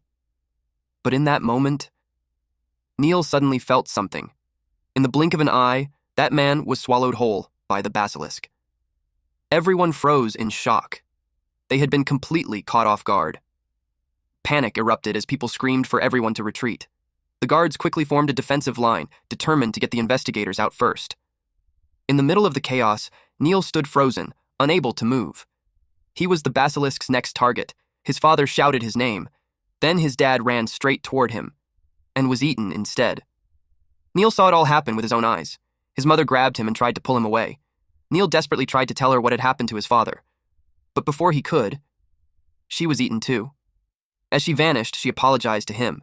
She entrusted his siblings to his care, and with her final words, she told him how much she loved him. Neil let out a scream that tore through the air.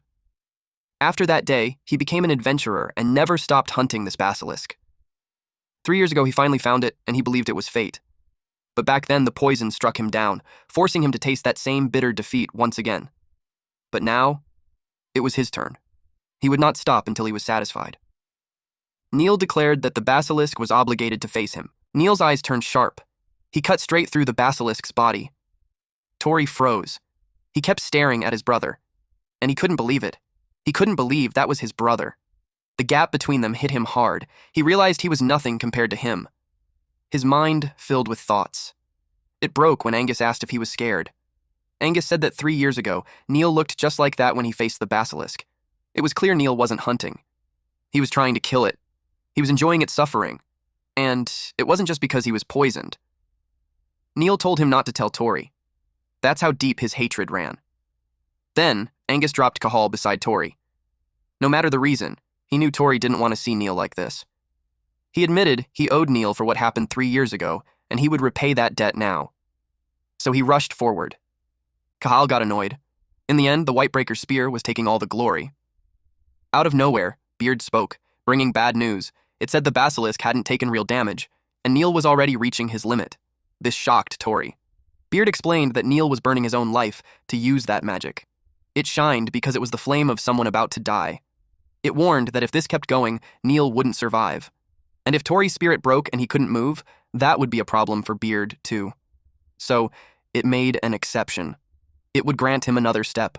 If he accepted, he wouldn't be the same person anymore. Cahal was shocked when Tori suddenly moved. Of course, Tori wouldn't let his brother die.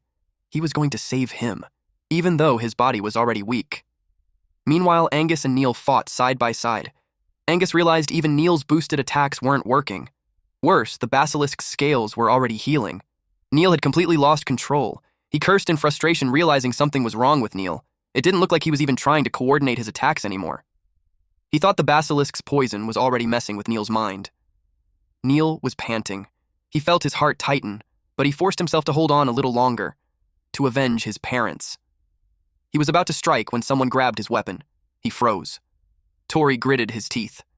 Neil didn't expect him. He shouted at Tori not to stop him. He said the beast was his. Tori promised he would save him no matter what. That stunned him. Tori said they would go home together. They would see the morning sun again. Then they'd greet Liam and Sasha, laugh, live another normal day. Tori believed they could beat it together. Neil realized something. He remembered his mother's words, to take care of Tori, Liam, and Sasha. Now he understood. His mother's smile wasn't about revenge. It was about passing life forward. He realized if he died here, he would leave the same burden behind. Tori said that was exactly why they had to win. Together. They were about to be eaten. Clegg panicked when he saw it. Angus could only curse. But with a perfect timed spell, Cahal tried to help with his gravity. The basilisk's movement slowed. Everyone turned to Cahal. Angus said his timing was perfect. Cahal shouted back that he had a guild to protect too. He refused to stand there as bait. Angus called out to Neil. Cahal called Tori. They yelled at them to do it. Beard spoke about step 4, enhancing Neil with life magic. Neil pushed his power to the limit. They used a technique called honing. Their power surged, and blood burst from the basilisk's neck. Then its head fell on the ground, confirming their victory. Everyone was shocked and relieved that the brothers pulled it off. Cahal used to think Tori was useless, just a guy who could only use daily life magic. He always jumped into subjugations and dragged people down. Just an annoying brat with that grin. And yet, he was the one who took down the basilisk they all struggled with. Cahal muttered that Tori was a fool who could do it, if he actually tried. Tori looked at his brother and said they did it. Neil thanked him. Then he passed out. Tori shouted his name, drawing everyone's attention. He placed Neil's head on his lap and saw the poison spreading even faster. Panicking, he called out to Beard and asked about the basilisk's magic stone. Beard said it should form at the base of the severed neck. Tori rushed over. Beard explained that normally, a magic stone forms through the usual process, but this time, they added a new step, mixing Tori's life magic with Neil's enhancement magic. It admitted it was curious what kind of crystal that would create. Tori snapped back. It better work, or they were done. He finally reached the magic stone and quickly pulled it out. Beard noted how huge it was, twice the normal size. Tori told Clegg they got it. Clegg said to leave it to him. Tori asked if he could make the antidote. Clegg said yes and started crushing it. He broke it down with his dagger. Beard felt bad for the stone after all that work. Tori shut him down. People mattered more. The stone turned into raw power. Angus asked for an update. Clegg said he was still working. He listed the ingredients: basilisk, stone powder, kelpie whiskers, and Tridana's medicinal root. All they needed now was firepower. But they ran out. The fight used more firegrass than expected. Tori realized he could help. He offered to use his daily magic to create fire. He focused and activated it, ignite. Nothing happened. Angus saw it right away. He was out of mana. He said those two still needed more training. Then he tossed Clegg some flint and steel. Clegg caught it and said thanks, and sorry. He made the fire by hand. Then he activated alchemy. Light swirled and mixed together, and the vial slowly filled with liquid. Tori asked if it worked. Clegg said yes. With confidence, he said his alchemy never fails. He promised to cure Neil completely. He made Neil drink it. Neil groaned. Then he threw up and passed out again. Tori asked if that was the poison. He saw the dark marks on Neil's body start to fade. Clegg explained that what came out was a lump of condensed poison that had been eating him from the inside. The damage from all those toxins would take time to heal, but the danger was gone. Hearing that, Tori finally relaxed. He was just glad his brother was alive. Then he passed out and dropped to the ground. Clegg was shocked. Angus suddenly realized Tori had absorbed a huge amount of poison, too. He told everyone who could still move to help Clegg. He urged him to keep making the antidote without stopping. Beard spoke quietly. Even the adventure boy had pushed himself too far. Still, it said he did well. But then it noticed something. The basilisk had artificial magic cast on it. And more than that, basilisks usually live deep in forests, far from humans. One showing up here made no sense. It started to feel uneasy. Something big had started moving behind the scenes. The next day, the townspeople began rebuilding their homes. Clegg was on his way to the clinic. The doctor greeted him with a smile as he walked in. He said the medicine was incredible. Everyone who was poisoned was already recovering, with no side effects. Clegg said that was great to hear. The doctor added that this wasn't something you could do with knowledge alone. He said Clegg had real talent in magic. He also heard Clegg had only recently joined Whitebreaker's spear, so he asked who taught him alchemy. Clegg said someone taught him the basics, but after that he learned the rest on his own. The doctor grew curious about who that person was, but Clegg changed the topic. He said he came to check on Tori and the others. The doctor's expression shifted. That worried him. At the tavern, everyone raised their cups for a toast. The place was lively. Cahal talked about how he used gravity magic during the fight. The others praised him, calling him amazing. They shouted that their leader was the strongest. Angus told him he did well, just like he expected from his little bro. Annoyed, Cahal snapped back and told him to stop calling him that. He argued they weren't even trained in the same place. Their argument stopped when someone suddenly pinched Angus's ear. Angus yelled in pain. It was Clegg. He was annoyed they dragged their patients out just to drink. They explained that after a subjugation, they always celebrate everyone's hard work. They added that the Adventurers Association gave them rewards for the emergency mission, so it made sense to celebrate. Cahal complained it was only 1 gold coin each. For a job like that, it felt cheap. Someone pointed out that every guild in town took part in the fight. Then someone placed a hand on Clegg's shoulder. It was Neil. He said that when all the rewards were combined, it was actually a huge amount, enough to buy barrels of good alcohol. Neil showed up carrying exactly that. Clegg watched as Neil joined the celebration with a smile. Neil said it had been a while since he enjoyed this kind of fun as an adventurer. Seeing that, Clegg started to wonder, maybe this was the real Neil. Then he said he came to check on Tori, but now he couldn't understand how things turned out like this. Mina overheard him. He found Tori, sitting there, drinking juice, surrounded by girls praising him nonstop. Clegg called him a creep. Mina warned him that anyone who ruins the mood deserves to be kicked by a horse. She told him to just drink, too. Then she added, moments like this were rare, like finding an exotic beast. Clegg couldn't believe even Mina was drunk. He realized a lot of adventurers were like this. A woman excitedly asked Tori to show his life magic since he was so good at it. Caught off guard, he hesitated. They started talking about the ignition spell he used for cooking. Now excited, they asked him to show it. Someone quickly brought a candle. Tori focused. He used ignition. A few seconds passed. Nothing happened. Everyone froze.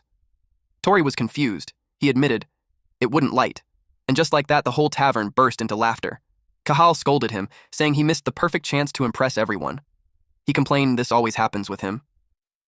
Meanwhile, Mina watched quietly, wondering if he was acting clumsy on purpose. Tori scratched his head and said maybe he was a bit drunk. Then he said he'd go to the bathroom to clear his head. They told him to come back soon. Clegg and Neil saw him walking toward the exit. He felt relieved the moment he stepped outside. Even though the poison was gone, his body still hurt. Looking back, he admitted his fighting was reckless, but he didn't regret it. The town was safe, and his brother was alive. He smiled and muttered that he was glad he gave it everything. He took out the book and thanked Beard. It was all thanks to it. Then Beard spoke. It said it preferred payment over gratitude. He jumped in surprise. He complained that it always showed up out of nowhere. Then he asked what it meant by payment. It was just a book. Why would it need gold coins? Then he asked why he couldn't use life magic anymore. He demanded answers, sensing the book knew something. Beard explained it was a side effect of reaching the fourth step. His magic itself had changed. It said Tori now had to form his magic outside his body instead of inside his head. It told him to try casting it like drawing a circle in the air. Tori followed the instructions, and the magic activated. He used ignition. A beam of fire burst from his fingertip. He froze in surprise. Then, it disappeared. He was both impressed and confused by the power. Beard explained that since the control method changed, the power changed too. It added that his body had also leveled up from the battle. Beard said it was impressive. Then it asked him something. Did this make him want to meet? It told Tori to come find him. That would be his payment. Tori was left confused. Back to their home. Sasha called out to her brother Tori. She jumped onto his sleeping body and greeted him good morning. She woke him up because Liam said breakfast was ready. Still groggy, he greeted them and apologized for oversleeping. Liam greeted him as well. Then he asked Sasha to wake up Neil. Tori apologized for making him cook again, so he helped out. Liam told them to pick up some spices in town if they were going out for monster hunting. Neil arrived and greeted them. He was also impressed with their breakfast. They ate together. Tori felt like their ordinary days had finally returned. Neil had recovered quickly. Sasha and Liam were happy that every day felt bright again. This was the kind of day he had always dreamed of. He prayed for this kind of happiness every single day. But then, he remembered what Beard told him. To come and meet it. That would be his payment. Back then, our boy was caught off guard. He was confused. He questioned it, pointing out that they were already talking. He couldn't understand what it really meant by meeting. It said its real body existed somewhere in this world. Tori was shocked that it was actually human. Beard told him that if he truly wanted to be an adventurer, he should come find it. It told him to search for it while collecting magic crystals along the way. Then Beard abruptly ended the conversation. Tori was left confused by what it meant. Then he saw something being inscribed on a page. He noticed that the basilisk's data was being added to the grimoire's magic stone section. The basilisk's magic stone was A rank. It was a purple glowing stone that generated steel scale magic. Its selling price ranged from 600,000 to 720,000 gold. Tori exclaimed that an A rank was incredible, and the price was insane too. In his head, he thought Beard was as selfish as ever. Back in the present time, he realized Beard was a real person somewhere in the world, not just a spirit inside a book. Beard had taught him everything, even when it barely knew him. It had also shown him how to grow stronger. Thinking of Beard as a real person, he grew curious about what kind of person he was. He wanted to meet him. 1 week later, Tori was in the market. He saw how busy the townspeople were, rebuilding their infrastructure. He thought about selling the magic stone, but with the exchange post in ruins, that wasn't an option for now. He had the magic stone, but no money. Since then, Beard hadn't appeared again. Because of that, he felt stuck in limbo. He did want to meet him, but he couldn't just leave town. Neil was still recovering, and Sasha and Liam were still kids. Again, he told himself that he still wanted to meet Beard, and he was certain there was a whole world out there he hadn't seen yet. But he couldn't decide. Frustrated, he called himself indecisive. Then he noticed something. Neil was training. He cut a boulder in half. He lifted his axe again, then spun it across his shoulder and arms. He caught it cleanly and struck again. Tori was impressed. When he spoke, Neil noticed him. Neil acknowledged that he was back. He asked how the exchange post was. Tori answered that the area had taken a heavy hit. That led Neil to conclude they would have to hunt and stockpile magic stones for a while. Tori volunteered to go, but Neil answered that it would be good for his rehab. His body was fully healed, so he wanted to rejoin the guild soon. He decided to train more that day to get back in shape. Tori asked if he could train him too. Neil didn't expect that. Tori felt embarrassed as he admitted he was a bit rusty and wanted to move again. Plus, he wanted to see how much stronger he had become. Neil accepted. Tori used a stick for their spar. He charged at Neil, and Neil used the handle of his axe to block it. Neil noticed that Tori's wound had healed. Tori confidently said yes. Neil sidestepped his next attack. Then he spun his axe and knocked the stick away. Tori couldn't land a single hit. He realized just how strong Neil was. Every move he made was being read easily. It made him think it would be better not to go, so he wouldn't just make everyone worry. Watching Neil read all his moves made him question if someone like him could even survive out there. He knew there was no way someone that weak could win. For a moment, he even thought about giving up. Neil called his name, then attacked. The strike broke Tori's stick and pushed him backward. Tori grabbed his arm. Neil pointed out that he was thinking useless thoughts again. Tori was surprised. Neil might not know what was bothering him, but he said that if he stayed half-hearted, he would never take his first step. He told him it was okay to feel lost sometimes, but he needed to stop hiding things. He told him to move forward with everything he had. Neil urged him to show all his strength. Neil and Tori fell silent. Tori was deep in thought. He told Neil that he was incredible.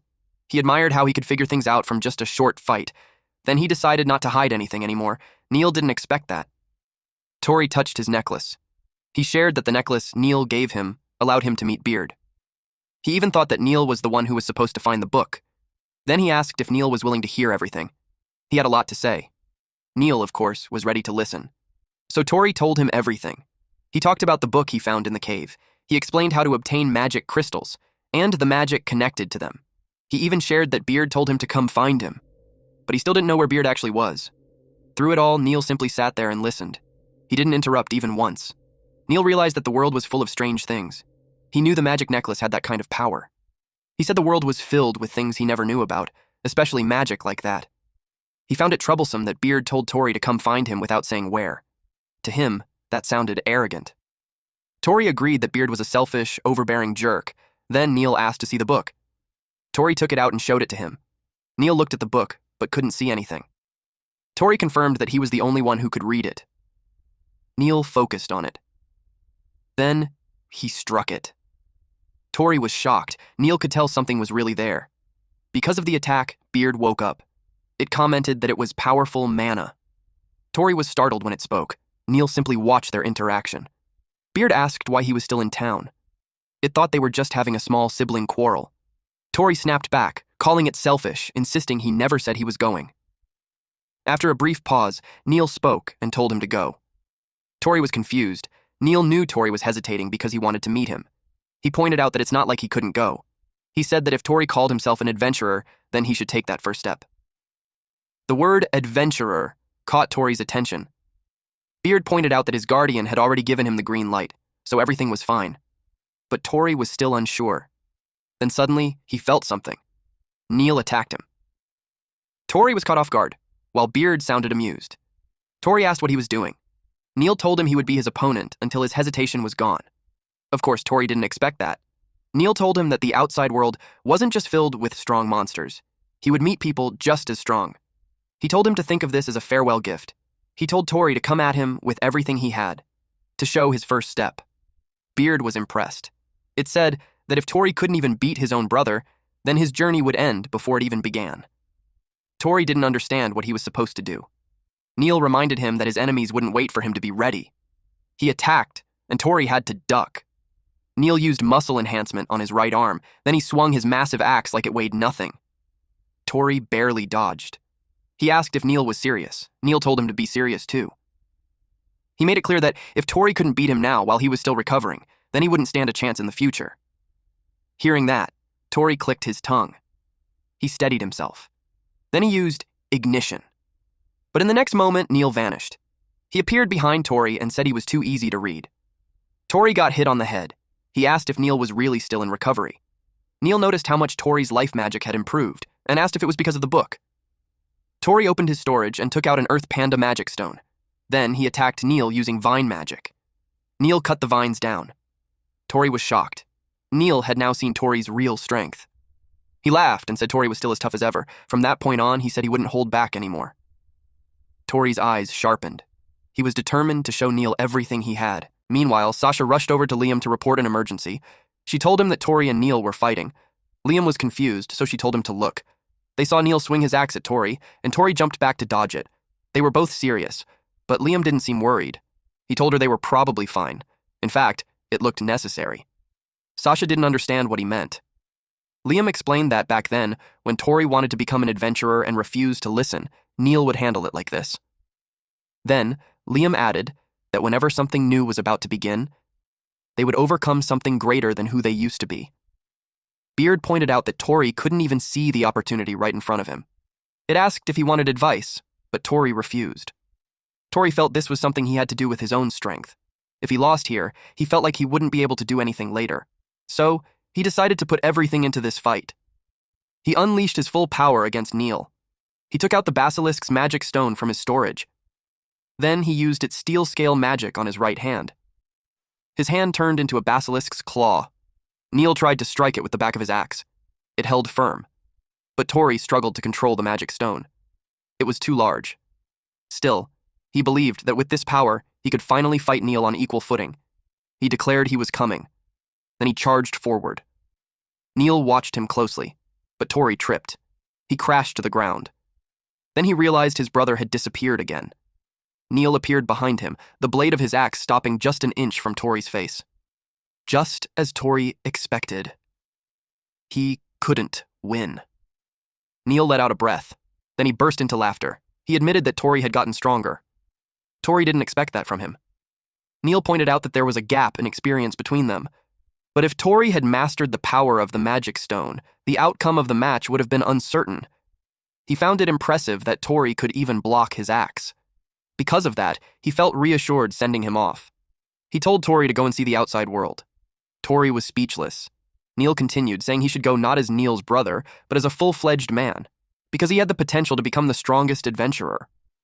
Beard added that it was great he had his big brother's approval. Tori admitted that he didn't know anything about traveling. He didn't even know where to begin preparing. On top of that, he couldn't stop thinking about Sasha and Liam, who were still kids. And Neil had only just recovered from the basilisk's poison. He didn't want to cause trouble by doing whatever he wanted. Then he was caught off guard. Liam told him they would be fine. They could handle chores using the life magic he taught them. Sasha added that Neil would earn money since he was already training again. She happily shared that she could use ignition now too. Liam smiled and said they wanted to hear his adventure stories when he came back. Tori was moved, but he still looked panicked. Liam was confused. Tori admitted that he didn't know where he should go. He couldn't leave town with that kind of mindset. They couldn't believe that was what he had been worrying about. But Tori quickly denied it, saying that wasn't all. His biggest concern was still the family, and he couldn't just leave without a plan. Neil brought up what the book said about collecting magic stones. Tori agreed that Beard sometimes spoke on a whim. Neil suggested he head to the royal capital, Leorga. Hearing that, Tori repeated the name in surprise. Neil explained that the person who gave the necklace said they came from Leorga. So that would be the best place to start looking for clues. Tori asked for that adventurer's name, but Neil couldn't remember it. Beard cut in, saying there was interference magic. Tori was surprised. It explained that the person didn't want their identity to be known. That kind of magic existed. Even Beard didn't know who gave the necklace. Tori thought that if he could trace the origin of the magic stone in the necklace, he could get closer to Beard's location. He finally smiled. He had made up his mind. He would go to the royal capital, Leorga. With excitement, he told Beard that he was setting off on a journey to meet him. Moments later, Tori ran through the streets shouting Angus's name. He was searching for him. Frustrated, he said he couldn't find him anywhere, even after checking the whole town. Clegg heard him. Clegg told him to quiet down. Tori replied that he'd been looking for Angus this whole time. Clegg asked what business he had with him. Tori revealed that he's going on a journey, and Neil advised him to meet Angus for guidance. Clegg's brows furrowed at that. Tori declared that he'd be setting out to find a soul stone and become a solo adventurer. Then he added that Angus had traveled all over the world before creating the Whitebreaker's spear. Because of that, he wanted to learn from him and prepare for the journey ahead. Clegg simply said, "That's what they all say, Angus." Right then, Angus popped out from a barrel beside Clegg and yelled at him not to expose him. Tori asked what he was doing there. Angus explained that Neil told him to hide so Tori could get some practice searching for people. Tori looked confused. Angus hesitated to explain further. A while earlier, at the tavern, they were talking about Tori's plan to leave on a journey. Angus thought it was great, but Neil said it wasn't that simple. He brought up Tori's power. He was concerned about the strange magic he was using. Angus noticed that it looked like Tori was using magic through a magic stone, but not a normal one. It was powerful enough to attract attention from the kingdom itself. He pointed out that they had already confirmed that during their spar. Neil said that kind of power was too great to keep hidden in their small town. He added that someone who had taken interest in Tori had already brought up the idea of a journey. So he planned to take advantage of that opportunity. Angus realized that Neil intended to let Tori leave before rumors could spread. He commented that Neil was a thoughtful brother. Then he asked what Neil needed from him. At the present moment, Angus admitted he thought he would be asked for something cooler. Tori felt apologetic toward him. Then Angus blamed Clegg for spilling the beans. Clegg replied that he also had business with Angus. He casually said that he was going on a journey with Tori. Tori and Angus were stunned. Then Cahal suddenly showed up and loudly asked if they were going on a journey too. After the preparations, they were seen off at the village entrance. Neil asked Tori if he had forgotten anything. Tori replied that he was all set since he prepared well.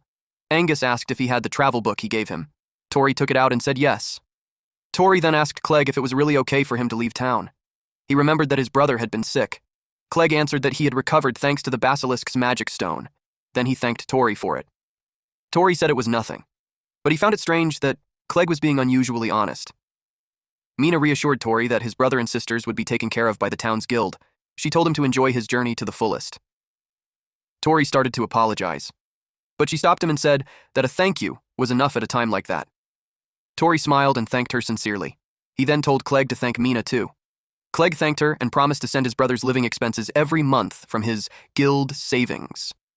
Mina said goodbye to Tori. She also mentioned how much they had helped the town. Tori simply smiled. Sasha walked up to her brother and handed him a set of straw dolls. He asked what it was. She told him it was an amulet. She explained that it was from her, Neil, and Liam, so Tori wouldn't feel lonely because they would always be together. Tori was touched. He patted her head and told her he would come back after traveling the world. Sasha asked if that was true. He promised that when he returned, he would tell her lots of amazing travel stories. He also told Liam to look forward to it. Liam said he would be waiting. Sasha hugged Tori. Liam held back his tears. Neil wore a quiet, sad smile, while Tori grinned widely. Tori and Sasha made a pinky promise. Meanwhile, Angus was crying hard, muttering that having siblings was great. Neil told him not to cry more than him. Tori told everyone that he was heading out, and with that, he began his journey. He left town to meet Beard. A few moments later, in the forest, he heard rustling. Suddenly, Cahal jumped out and shouted at him. He accused Tori of being a fraud and a weak life magic user. He warned that the next time they met, he would expose his useless magic. Tori was startled. Cahal complained that he planned to use Tori more, yet he just left on a journey. He warned him not to come running back in tears. After saying what he wanted, Cahal said goodbye and left. Tori was left confused. Clegg said that was probably just Cahal's way of encouraging him. That made Tori smile. He decided he had to do his best. As they walked through the forest, Tori asked why Clegg suddenly decided to join him. Clegg said he would be too vulnerable alone. He also pointed out that Tori would feel safer with him around. That made Tori wonder if he was really that worried. Clegg added that he already had something to look for and had planned to leave town anyway. Curious, Tori asked what he was searching for. Clegg answered that it was his origin. Tori was speechless. Then, the rustling bushes caught his attention. He thought Cahal had come back to say more. He called out his name, but Clegg suddenly yelled at him not to move. Tori froze, confused. Then he felt it. He asked what it was. His face turned tense while Clegg grew serious. Something was behind the trees. Some creatures emerged from the darkness. Tori was surprised to see those monsters. Clegg immediately recognized them. They were vampiric monsters, superbats. Tori was confused about the vampiric part, so Clegg explained, those creatures didn't just suck blood from their prey. They could share the magic they drained from one individual across the entire swarm. Tori couldn't believe it. Clegg added that even if they drained Tori's magic, it would only give them a small boost. Tori called him out for mocking him, but Clegg warned that if they drank his blood, they would grow 5 times stronger and attack even more aggressively. Tori told him to make sure that didn't happen. He couldn't help but be impressed. Clegg was like a walking monster encyclopedia. Clegg told him it wasn't the time for that. The creatures shrieked and lunged at them. Clegg pulled out slime magic stone powder and bright worm magic stone powder. He shouted for them to mix. The reaction created a glowing potion. The flash of light blinded the bats and they dropped to the ground. Tori asked if they were weak to light. Clegg confirmed it. They would be too dazzled to move. Then Clegg struck them down. Tori picked up something new from that. Beard sounded amused. It noted that the enemies were super bats. It said they should begin immediately and was about to explain the steps. But Tori stopped it. He admitted the situation was bad, but he wanted to fight without relying on Beard this time. Beard agreed and let him handle it his way. Tori was surprised at how easily it agreed. Beard reasoned that since he had already defeated a basilisk, this should be simple. It was showtime. Tori let out a small laugh. He felt fired up. Clegg, however, was worried. Tori couldn't even use life magic anymore. But then, Tori pulled out a flame scroll. He activated soil illumination. Light burst out, blinding several superbats at once. The creatures shrieked. Even Clegg had to endure the brightness. He wondered what Tori had just used. Clegg was confused. Tori wasn't supposed to be able to use life magic anymore. Then it hit him. Was that life magic? Tori called out to him and asked him to be his strategist, to leave the plan to him. Clegg was caught off guard. Tori explained that Clegg had knowledge, experience, and stayed calm under pressure. That made him perfect to give instructions. He asked him to guide him and teach him along the way. Clegg didn't respond, so Tori called his name again. Clegg paused. He remembered something someone once told him. When he had enough knowledge and experience to overcome anything, when he had truly grown into himself, he should meet someone. He had once been someone's strategist. That memory made him smile. He agreed. Tori was surprised by the sudden change in his expression. Clegg told him that in exchange, Tori would be the infantry, and he had to follow every instruction exactly. Tori questioned why he had to be the infantry. Clegg told him to stop talking. Beard laughed, clearly amused by the dynamic. It said this was an interesting partnership. It would sit back and watch from the best seat.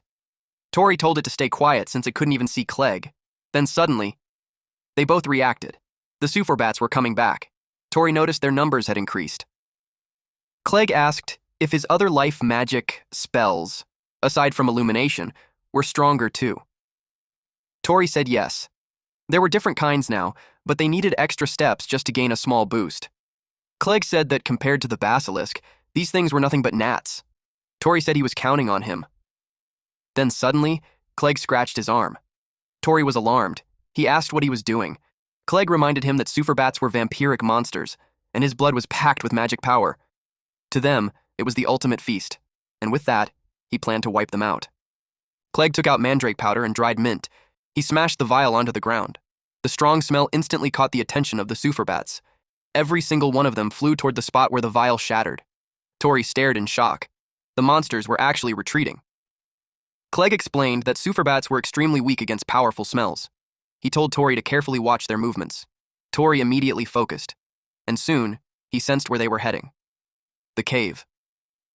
Clegg then threw another vial filled with his own blood. He aimed directly at the cave entrance. The vial shattered the moment it hit. In an instant, all the sufferbats rushed toward the cave. Tori quickly understood the pattern in their movements. Clegg shouted that he was counting on him. At that moment, Tori finally realized the entire plan. He would use his life magic to completely destroy the nest, and once the monsters gathered together, he would release the spell at full power. Our boy immediately created a huge-ass magic circle. Beard looked amused as the magic circle formed in front of them. Tori concentrated all of his power into it. Then he unleashed ignition. Flames exploded violently through the cave. The superbats were instantly swallowed by the fire. Even Clegg stared in awe. The cave continued burning non-stop. Tori nervously asked if it had worked. Clegg grinned and answered yes. The two of them immediately smiled and exchanged a fist bump. Beard suddenly asked whether they weren't going to collect the magic stones. Tori instantly remembered the superbat's magic stones. He hurriedly gathered the remains into his hands. Then his expression froze. The magic stones had not crystallized at all. Tori could only stare in despair. Clegg looked confused and asked whether monsters were supposed to leave behind magic stones after being defeated. Tori relayed the question to Beard. Beard admitted that it had assumed the same thing too. It then pointed out that this was exactly why Tori needed to follow the proper harvesting procedure properly. Tori immediately warned Beard not to casually talk in front of Clegg. But before they could continue arguing, Beard suddenly asked another question. Was it really okay to leave the cave burning like that? The moment they looked around, Their faces turned pale. Even the forest had started catching on fire. Clegg cried out that this was bad. He complained that Tori's magic was way too powerful. He reminded Tori that he had specifically said he was counting on him. Beard asked whether this was really the time to argue. It pointed out that their escape route was already completely blocked by the flames. Tori immediately shouted back and asked if this was seriously the time to keep arguing. The fire around them continued growing larger. Tori panicked and asked whether Clegg had any magic capable of putting the fire out. He asked if Clegg could at least use water magic or something similar, but Clegg replied that he could only use life magic. Then suddenly, an idea flashed through Tori's mind. If it was a preservation-type spell, then maybe it could work. Tori immediately got to work. By now, his life magic had already reached a fairly advanced level. Clegg suddenly felt the surrounding air turn cold. Even Beard looked amused. Tori activated the spell. Chill. A massive magic circle spread across the sky above them, and moments later, ice began raining down from the air. The surrounding trees rapidly froze solid. The flames were instantly extinguished. Tori sighed in relief. The fire was finally gone, but now the three of them were left shivering from the freezing cold. Clegg complained that Tori had frozen literally everything around them. Tori awkwardly admitted that he still couldn't control the spell properly. Then suddenly, a voice echoed nearby. She declared that she had finally found them. At the same moment, a spinning shield wrapped in chains flew straight toward them. Clegg noticed the attack first. He immediately grabbed Tori and pulled him away to evade it. Tori stared in shock. The spinning shield slammed into the ground with terrifying force. The impact alone caused the earth to cave in. Tori looked completely confused as he stared at the strange weapon. Then the attacker finally revealed herself. She angrily demanded to know if they were the ones responsible for creating this disaster. Tori and Clegg were both too stunned to even respond. The yellow-haired woman introduced herself as Alba, and she swore that she would never forgive criminals like them. The woman was an elf. She pulled the chains connected to her shield and lifted the weapon off the ground. She called them villains. Tori stared at her in surprise. She swore that she would never let them escape. Then she launched her shield toward Tori again. The attack smashed into the ground and shattered it apart. Tori immediately realized how terrifyingly powerful she was. Clegg pointed out that the situation was bad since they were dealing with an elf. He explained that the elf race possessed magical power said to be the peak of all living beings, and their intellect far surpassed that of humans. Not only that, elves lived incredibly long lives, meaning their combat experience was on a completely different level.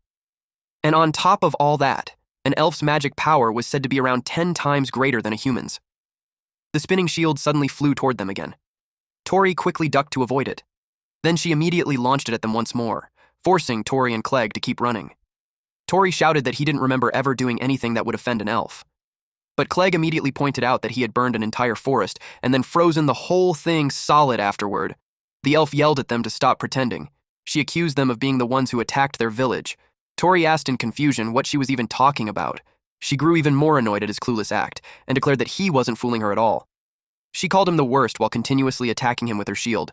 She stated that she had seen him together with the Superbats earlier and demanded to know what excuse he had for himself. Tori repeated the word in confusion.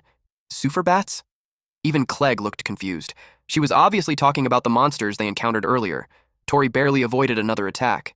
Fortunately, they had already reached a small cliff. The two of them immediately jumped down. Now the elf grew even more furious, believing they had been hiding from her the entire time. She yelled at him to stop running and called him a coward. She demanded to know where he had gone. While running, Tori quietly asked Clegg if there was an elf settlement nearby.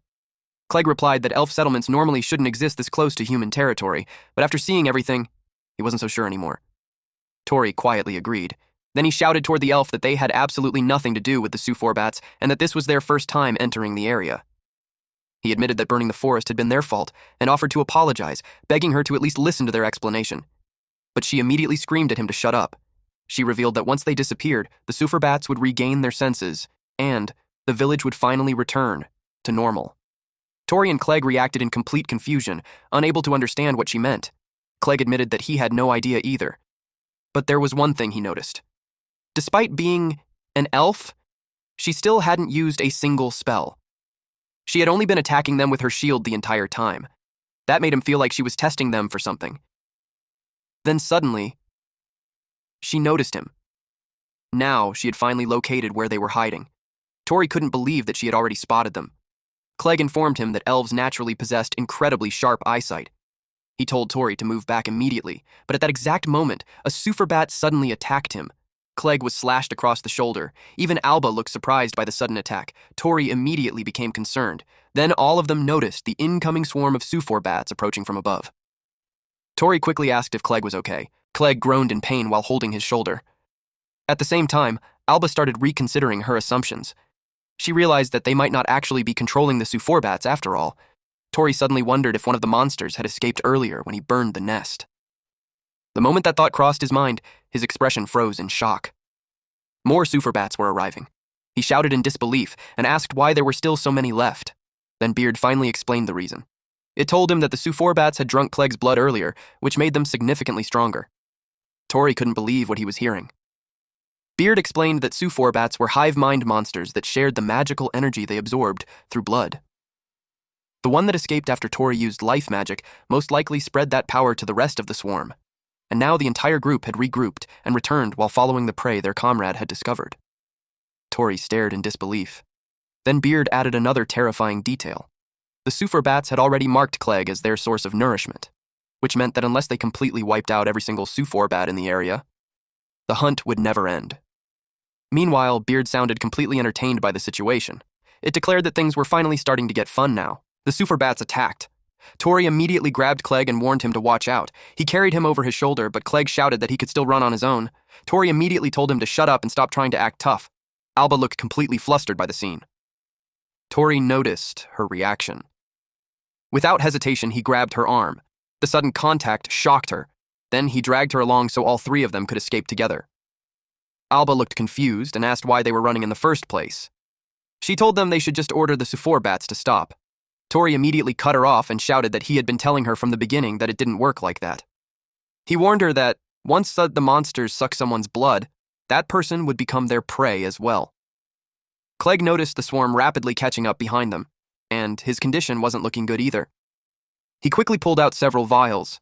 He took out Dryad's lost seed, fly moth powder, and an Ashawa grass ingredient. Then he mixed everything together. A bright light instantly burst from the mixture. At the same time, the wound on his arm started healing. Alba stared in amazement when she saw the alchemy magic. She quickly asked if he was a healer. Clegg replied that he had simply used a healing potion. Then he immediately told Tori to put him down. Tori asked if he was sure since he could continue carrying him while running, but Clegg ordered him to stay still for a moment. Alba quietly realized that there was actually a healer among them. Meanwhile, the bats continued closing in. Tori raised his fingertips. Water slowly formed around them. Then he activated Chill. The charging bats instantly froze in midair, and moments later, their frozen bodies started falling from the sky. Alba stared in awe after witnessing the monsters freeze solid. Clegg immediately asked Tori how many more times he could still use that magic. Tori admitted that he barely had any mana left and probably couldn't cast the spell many more times. Alba suddenly called out to him, but Tori impatiently answered that he didn't have time for this right now. She asked if the spell he had just used was actually life magic. Tori answered yes and asked why it mattered. Alba immediately called the magic seriously impressive. Tori narrowed his eyes and asked if she was mocking him, but Alba quickly clarified that she was actually relieved. Then she thanked him for protecting her earlier. Tori replied that it was only natural because if she had gotten her blood sucked, all of them would have been in danger. Alba lowered her head slightly and admitted that she had misunderstood them from the start. He pointed out that it was exactly what he had been telling her the whole time. He told her to actually listen when people were talking. Clegg suddenly warned them that the bats were coming again. Tori looked surprised when Alba suddenly let go of him. She declared that elves never forgot debts of gratitude or obligations. Then she focused her attention forward. She swung her shield with tremendous force and struck the incoming bats. Several of them immediately fell from the sky. After retrieving her shield, she announced that she would cover the rear. Tori immediately called her an idiot for suddenly stopping like that. Clegg could only let out a tired sigh. Then Clegg pulled out several more vials and declared that his wounds were already fine enough for him to fight again. But Tori advised him to rest for at least a little longer. Our boy insisted that fighting was his responsibility. Then they noticed Tori beginning to cast another spell. He unleashed Chill. A large number of bats instantly froze in mid-air. But Tori admitted that he only had a few casts remaining, so he quickly asked Clegg if he had any plan capable of wiping the monsters out completely. Clegg replied that at this point, they might just have to brute force their way through it. Tori immediately agreed. Then he told the elf to back Clegg up. Alba reminded him that her name was Alba. Together, the three of them focused on annihilating the incoming Sufferbats. Meanwhile, Beard watched the entire scene with amusement. It commented that they actually made quite a nice group. Alba naturally filled the role of defender. Clegg, as their healer, handled support and recovery. And Tori naturally became the attacker responsible for offense. Beard declared that this was what a proper party setup looked like. The sight made it nostalgic for the old days. And now, it was looking forward to seeing what this group could truly accomplish. The Sufferbats came charging toward them again. Tori complained that there were way too many of them. He decided that he would burn them again to reduce their numbers. He immediately created a magic circle to activate ignition, but Alba suddenly stopped him. Tori looked shocked. He scolded her for recklessly jumping in front of him like that because it could have gotten them killed. Alba immediately reminded him that he was the one about to burn the entire forest down again. Tori had absolutely no comeback to that because she was completely right. Clegg quickly told him not to make the elf angry again. Tori then asked how they were even supposed to defeat the swarm at this rate. Alba calmly replied that they would simply crush them head-on. Tori stared at her and muttered that she was just an elf musclehead. Clegg immediately reminded him not to judge her based on appearances alone. Meanwhile, the number of Sufferbats continued increasing. At this rate, their mana would eventually run out completely. Clegg pointed out that Alba's attacks were currently buying them valuable time. But even so, he had no intention of forcing a single elf to handle everything alone. Then, he cast Dissolve. His plan was to first create an opening in the swarm. Together, he and Alba charged directly into battle. Meanwhile, Tori was left standing behind them while watching the fight unfold. With the current level of his life magic, he knew he could definitely wipe out the entire forest if he wasn't careful. A Heinta ignition always burned everything surrounding it, and he wasn't confident that he could successfully cast Kurisu Chill one more time afterward. That meant he couldn't use his strongest finishing move life magic right now, but at the same time, he also understood that Alba and Clegg didn't possess unlimited stamina either. Then Beard suddenly spoke up and asked what exactly he was hesitating for. Tori looked surprised after hearing him. Beard reminded him not to forget that he already possessed real power. Those words immediately made him think deeply. First, he considered Eat's Planda's Vine magic. Second, Rockbird's Wingbeat magic. Third, the Steel magic scale. He wondered which magic crystal would be best suited for handling a massive swarm during a prolonged battle. That thought led him to open the encyclopedia page. As he flipped through it, his eyes suddenly stopped on a particular entry. He quietly wondered if he could actually use it. Then he slowly looked around. Clegg noticed the change in his expression and immediately realized that Tori was probably about to try something crazy again. Clegg asked Tori what was wrong. Tori remembered the cave from earlier and asked Alba where the Sufferbats originally came from. Alba answered that their nest was located above the cliff nearby. She also reminded them that later they'd be helping her restore the frozen forest. Tori suddenly bit his own forearm and made it bleed. He intentionally tried to attract the Sufferbats with his blood, but nothing happened. Tori quickly realized that his blood barely contained any mana, so it wasn't effective bait at all. Clegg immediately shouted that the exact same plan had already failed earlier. Tori muttered that the Sufferbats were greedy little monsters. Then something suddenly clicked in his mind. The monsters weren't attracted to blood itself, they were attracted to mana. He immediately unlocked his storage. Then he pulled out Rockbird's magic crystal. The moment the crystal appeared, the Sufferbats instantly went into a frenzy. Tori continued holding the crystal in front of them, and as expected, the entire swarm started chasing him. After all, mana crystals were basically pure mana lamps to creatures like them. Then he moved to the next step of his plan. Without warning, he grabbed Alba's arm. The sudden action startled her. Tori quickly apologized and told her to just cooperate with him for now. Clegg immediately demanded to know what he's planning. Tori simply told him to trust him and declared that he'd leave the rest to Clegg afterward. He also told him to come once everything was over. Tori thought to himself that if the Sufferbats were fed mana-rich blood, they'd continue multiplying endlessly. And since he couldn't freely use large-scale magic right now, there was no way to shake them off normally. Then he activated Wingbeat magic. Alba stared in disbelief when she saw him using magic to fly through the air. She genuinely wondered what kind of insane person this guy was. Meanwhile, Tori confirmed that the Sufferbats were following him perfectly. Soon, he found the cave again. Then he immediately dove straight inside. Tori ordered Alba to guard the entrance until every last Suforbat entered the cave. Alba looked completely confused. But since the swarm was rapidly approaching, she focused on defending instead. She spun her shield rapidly, creating a defensive barrier around them.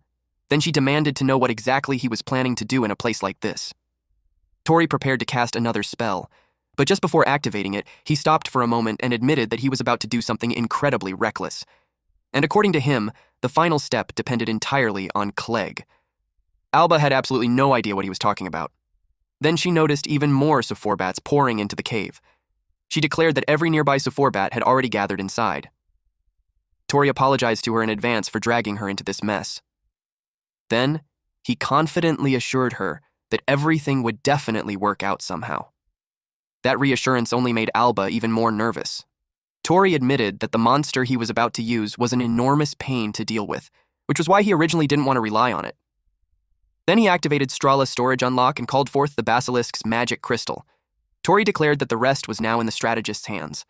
Then he unleashed deadly poison magic. Poison rapidly filled the entire cave.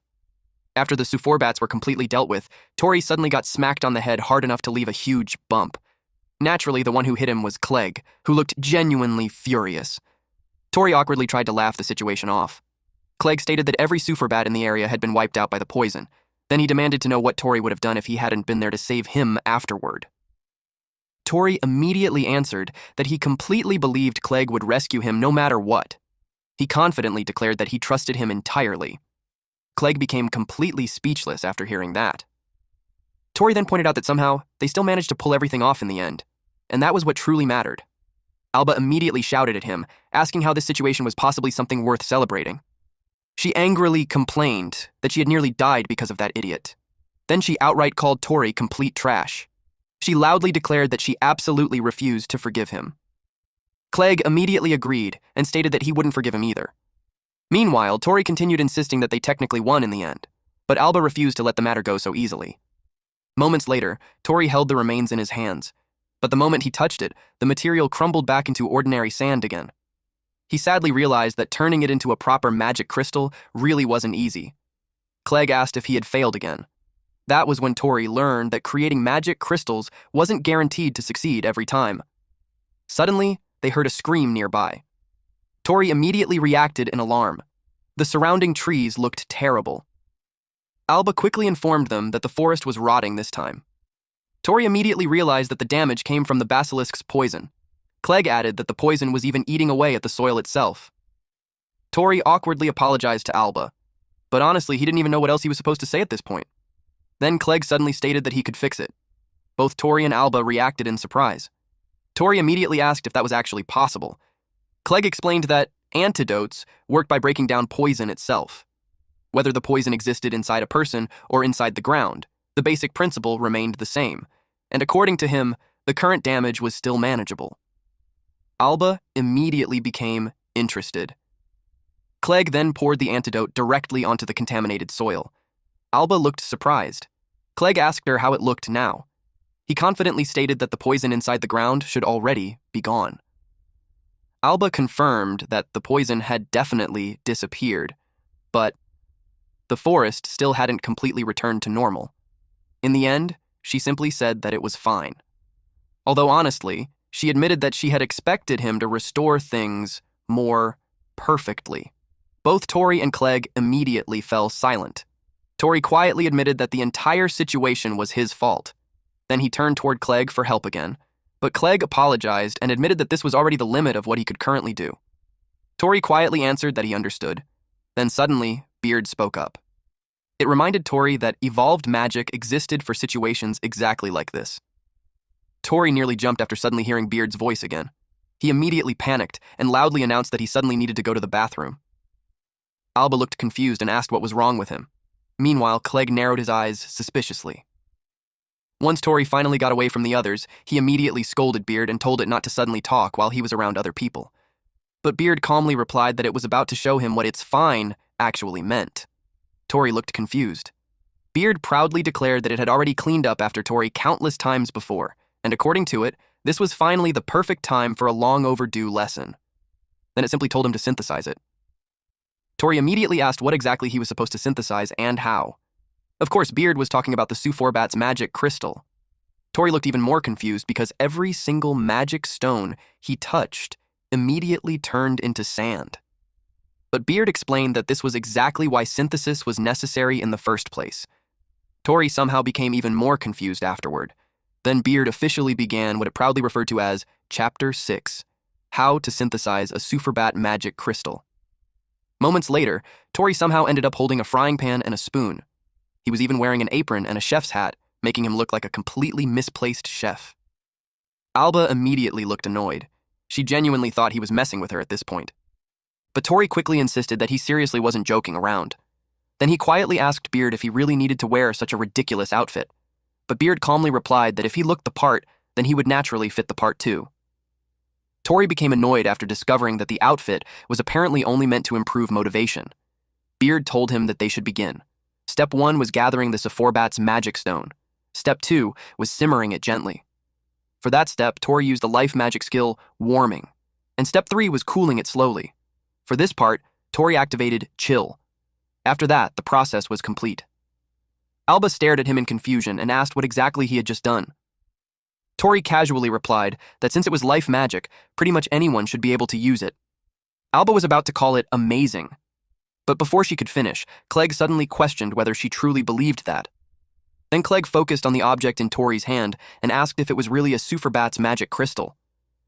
Tori explained that he had suddenly remembered the proper method midway through the process. Clegg still looked suspicious since Tori completely failed earlier. But, regardless of how it happened, the result was still useful for them. Then Tori noticed something nearby.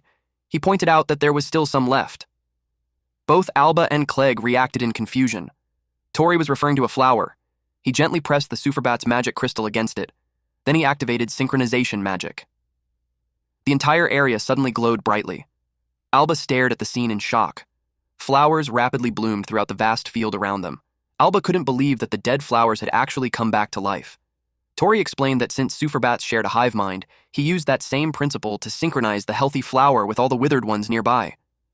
Although technically, he clarified that he had only cloned identical versions of the plants for now. But eventually, those flowers would create seeds, new sprouts would grow, and the next generation would slowly restore the entire forest again. This was what Beard meant earlier by saying, "It's fine." Suddenly, Alba started crying. Tori immediately panicked and worried that maybe what he did somehow wasn't enough. He awkwardly apologized and admitted that this was currently the best he could manage. But to his complete surprise, Alba suddenly screamed that it was way too amazing. She immediately bombarded him with questions without even giving him time to respond. She asked if this was really life magic. She asked if beginner magic was truly capable of doing something like this, and most importantly, she desperately asked how he even managed to pull it off.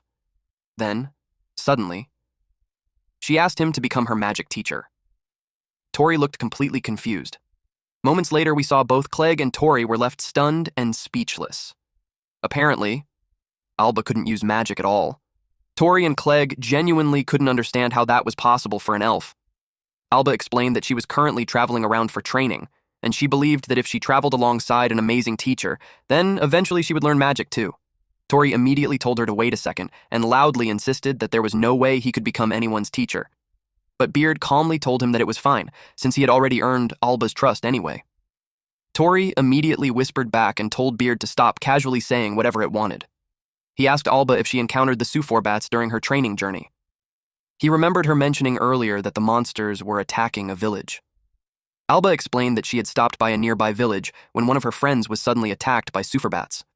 Clegg immediately asked whether this friend was also an elf. Alba answered yes, but she added that it wasn't only her friend suffering there. A huge number of people in the village had already been affected. She explained that the victims all had their blood drained and were left bedridden afterward. That was the reason she tracked down the Suforbat nest in the first place. She wanted to wipe them out completely. But even then, she could still tell that something felt wrong about the situation, even after destroying the nests and exterminating the monsters for years. The villagers' symptoms never completely disappeared. Hearing that, Beard immediately realized something. It suspected that someone might be intentionally using the Suforbat's synchronization ability. Tori looked shocked after hearing Beard's conclusion, and without realizing it, he accidentally blurted the thought out loud. Naturally, both Alba and Clegg heard him. Clegg immediately stated that because of the hive mind, even if only one Su-4 bat survived, the entire swarm could eventually multiply all over again. Alba slowly realized what that implied. She asked if someone was deliberately making the Su-4 bats attack villages on purpose. Beard suspected that the goal was most likely gathering massive amounts of magical energy, although even it had no idea what someone would need that much power for. Still, Beard warned Mr. Adventurer, also known as Tori, to stay extremely careful, because something unimaginably evil might be hiding behind the Su-4 bats. Meanwhile, somewhere far away, cigarette butts were piled high inside an ashtray. A man wearing a bird mask quietly wondered what was happening. Then he noticed something strange. The number of Su-4 bats under his control no longer matched up. Back to our MC. Tori finally found something important. He happily recovered his backpack, which contained all of his food, clothes, maps, and other supplies. Meanwhile, Clegg managed to recover his belongings as well. Alba then asked if they were truly planning to travel with her. After all, she already knew that the two of them were travelers themselves. Tori replied that while they were indeed traveling, they didn't actually have a fixed destination anyway. And more importantly, Alba's friend was currently in trouble. He believed that Clegg would probably agree to help too. The moment he looked over, he noticed Clegg quietly sighing. Tori immediately asked if he was okay. Clegg immediately blamed everything on him. He complained that Tori kept recklessly throwing around flashy life magic, while also failing at making magic crystals in the weirdest possible ways. At this point, he genuinely needed some proper rest. Then Clegg told Alba to lead the way, and declared that he would even cover the inn fees. Alba immediately asked if he was serious. She reminded him once again that elves never forgot debts of gratitude or obligations. Then she excitedly invited her master to head out together. Tori immediately protested and loudly declared that he never agreed to become her master. Meanwhile, Clegg stayed quiet for a moment before suddenly grimacing in pain. It looked like his injured arm was still bothering him. Eventually, the group crossed a river. Then they carefully walked along the side of a cliff before finally reaching the top. Ahead of them stood a village, and surprisingly, it looked fairly large and well-developed. Alba quietly commented that it used to look even better. Once they finally arrived, the entire place felt deserted. Tori stared around in disbelief. Alba explained that the village became like this because of repeated Su-4 bat attacks. Tori immediately became alarmed. Alba shared that not too long ago, the village had still been lively and full of people, but around this period, the Su-4 bat suddenly started attacking non-stop. Anyone who possessed mana became a target. Even children were bitten. The villagers desperately fought back and barely managed to drive the monsters away each time. That was when Alba's friend was bitten and eventually became unable to move anymore, which was why Alba had desperately been searching for someone capable of using healing magic. Tori asked if her friend was currently inside the village, but before Alba could answer, he suddenly noticed something wrong. Clegg suddenly dropped to his knees. Tori immediately became worried. Then he noticed the wound on Clegg's shoulder again. He asked if the Su-4 bat wound was acting up once more. Tori thought the recovery potion had already healed it earlier, but Clegg clarified that while the physical wound itself had healed, for some reason it still felt like his mana was continuously being drained away. Tori immediately asked what they should do and whether Clegg needed anything. Clegg answered that he needed a strong mana recovery potion. Tori then asked Alba if there was a pharmacy or hospital somewhere in the village. Alba explained that there wasn't any pharmacy, but there was a poorhouse, and right now every victim in the village was being treated there. The moment they arrived, they were greeted by the sight of countless sick people lying around the building. Tori couldn't believe that all of them were victims of the Su-4 bats. The villagers immediately glared at them. Some even prepared themselves to attack. Tori looked completely confused by the hostility. Alba quickly stepped forward and told everyone to wait. She explained that the two of them were not enemies and that they could use healing magic to help the villagers. The crowd immediately reacted in disbelief. Someone loudly asked if that was really true. An old man quickly called out for Father and announced that a healer had finally arrived. Moments later, a man with a cigarette hanging from his mouth walked outside. He bluntly stated that relying on healing magic was useless, especially when what they truly needed was medicine from the Knive Merchant Guild. Tori stared at him in confusion. He genuinely did not expect a priest to casually walk around while smoking. The priest asked Alba why she didn't simply head directly to the Knive Merchant Guild. Alba explained that the Su-4 bats attacked again while she was on the way there. Still, she insisted that these two were incredible people, and she genuinely believed they might be capable of curing everyone. But before anyone could continue talking, the priest suddenly grabbed Clegg's injured arm. Clegg immediately groaned in pain. The The priest calmly observed the wound and concluded that several hours had already passed since the bite occurred. Although healing magic had treated the surface injury, the root cause itself remained untouched. He immediately classified Clegg as another victim of the so-called vampirism incident. That being said, the priest openly admitted that he doubted the two of them would actually be useful. Still, he promised to examine Clegg properly later. For now, he simply advised him to rest. Then, without hesitation, he casually referred to Clegg as a quack. Clegg froze in disbelief after hearing that. Meanwhile, Tori immediately became offended and warned the priest to watch his mouth. Alba quickly stepped in and explained that although the man was foul-mouthed, he was still a benefactor to the village. And according to her, he was also the person who saved Eva. Clegg immediately asked who Eva was.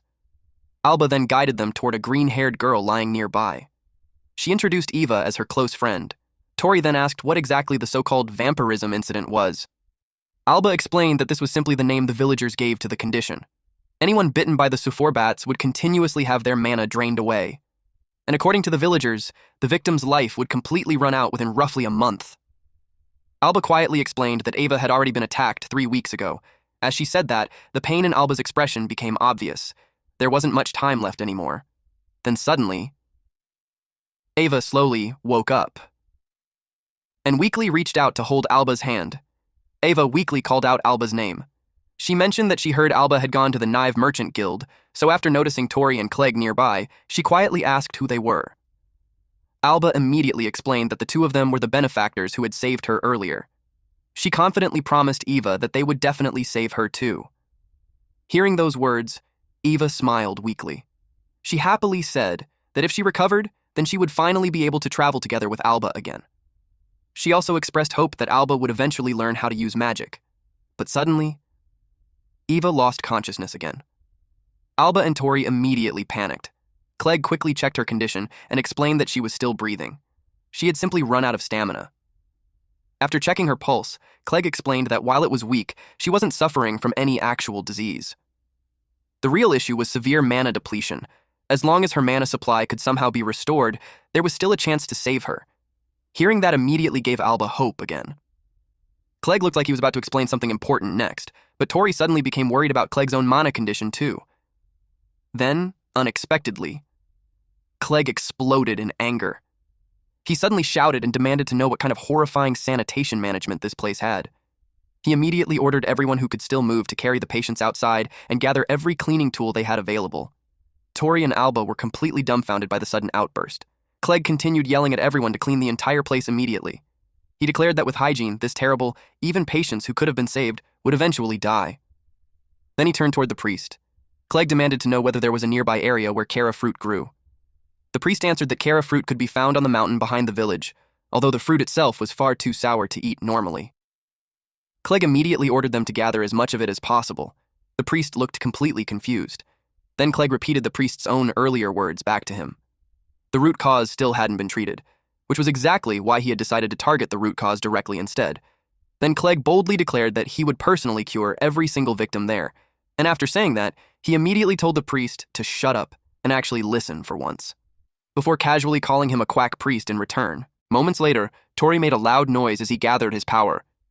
Then he activated the life magic spell, Laundry. The townspeople stared in amazement.